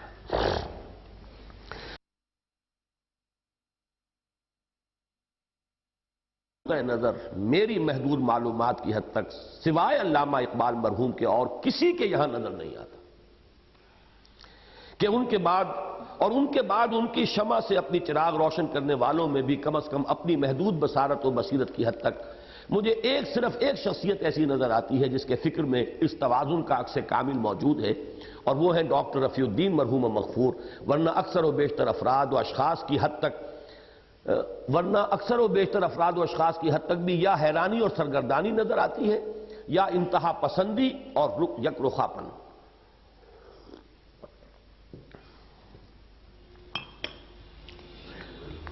اور بحیثیت مجموعی بھی ملت کے دو اہم طبقات نے متضاد طرز عمل اختیار کیا۔ چنانچہ ایک طرف علماء کرام کی اکثریت نے اس تہذیب کو بالکلیہ رد کر دیا، نتیجتاً اس کے اس انر کور سے بھی محرومی اختیار کر لی جو اصلاً خالص قرآنی اور اسلامی تھا۔ یہ تفصیل سے نشأۃ ثانیہ میں ہم پڑھ چکے ہیں، اور وہ صرف آسمانی ہدایت کے امین بن کر قال اللہ و قال رسول کے حصار میں محصور ہو کر رہ گئے، اور دوسری جانب قوم کی عظیم اکثریت نے تہذیب مغرب کو من و عن قبول کر لیا۔ نتیجتاً اس کے انر کور کے ساتھ ساتھ اس کی جھوٹے نگوں کی ریزہ کاری سے پیدا شدہ صناعی کو بھی ایک شکست خوردہ اور مرعوب ذہنیت کے ساتھ جوں کا توں قبول کر لیا۔ نتیجہ وہ نکلا جسے کسی صاحب گرد نے یوں بیان کیا ہے کہ میں نے دیکھا ہے کہ فیشن میں الجھ کر اکثر تم نے اسلاف کی عزت کے کفن بیچ دیے، نئی تہذیب کی بے روح بہاروں کے عوض اپنی تہذیب کے شاداب چمن بیچ دیے۔ اور اس ضمن میں بھی اللہ رحمت نازل فرمائے اپنے اس بندہ قلندر پر جس نے کمال انصاف کا ثبوت دیا جب ملت کے ان دو اہم طبقات کے تضاد عمل کو یوں واضح کیا۔ بہت اونچا ہے یہ قطعہ۔ کہا اقبال نے شیخ حرم سے، تہے محراب مسجد سو گیا کون، ندا مسجد کی دیواروں سے آئی، فرنگی بت کدے میں کھو گیا کون۔ دونوں کی صحیح ترین تعبیر ہے کہ ایک چارج لگایا ہے انہوں نے کہ تم صرف قالر اور قال اللہ اور قال رسول کے حصار میں محصور ہو کر رہ گئے، سو گئے، دنیا جا رہی ہے، دوڑ رہی ہے، تم یہاں سوئے ہوئے ہو، لیکن سوئے ہو تہے محراب مسجد، سوئے وہیں ہیں، باہر تو نہیں نکلے نا، قال اللہ اور قال رسول ہے، لیکن سو گئے ہو۔ کہا اقبال نے شیخ حرم سے تہے محراب مسجد سو گیا کون؟ اب جواب جو ہے وہ شیخ حرم کا نہیں ہے. ندا مسجد کی دیواروں سے آئی، فرنگی بتکدے میں کھو گیا کون؟ تم تو گم ہو گئے. تمہارے ہاں بھی وہ تو نہیں ہے کہ اس ڈیزلنگ ایکسٹیریئر سے تم اپنے آپ کو مروب ہونے سے بچا سکتے. تم بھی تو جا کے گم ہو گئے ہو. جہاں انر کور سے بھالا ہے وہاں اس کا جو وہ چکا چوند کر دینے والا ظاہری پہلو ہے اس کے اندر بھی گم ہو گئے ہو. میرا خیال ہے ہم یہیں ختم کرتے ہیں، اس لیے کہ اب دوسری بحث شروع ہو رہی ہے. تو یہ نوٹ کر لیں کہ اب چونکہ ہم 7-8 منٹ پہلے اس وقت ہم یہ سیشن ختم کر رہے ہیں، تو بجائے 11 بجے کے آپ کوشش کریں 10 منٹ کم 11 پر، یعنی 10:50 پر یہاں جمع ہو جائیں. سبحانک اللہم و بحمدک نشہد ان لا الہ الا انت نستغفرک و نتوب الیک.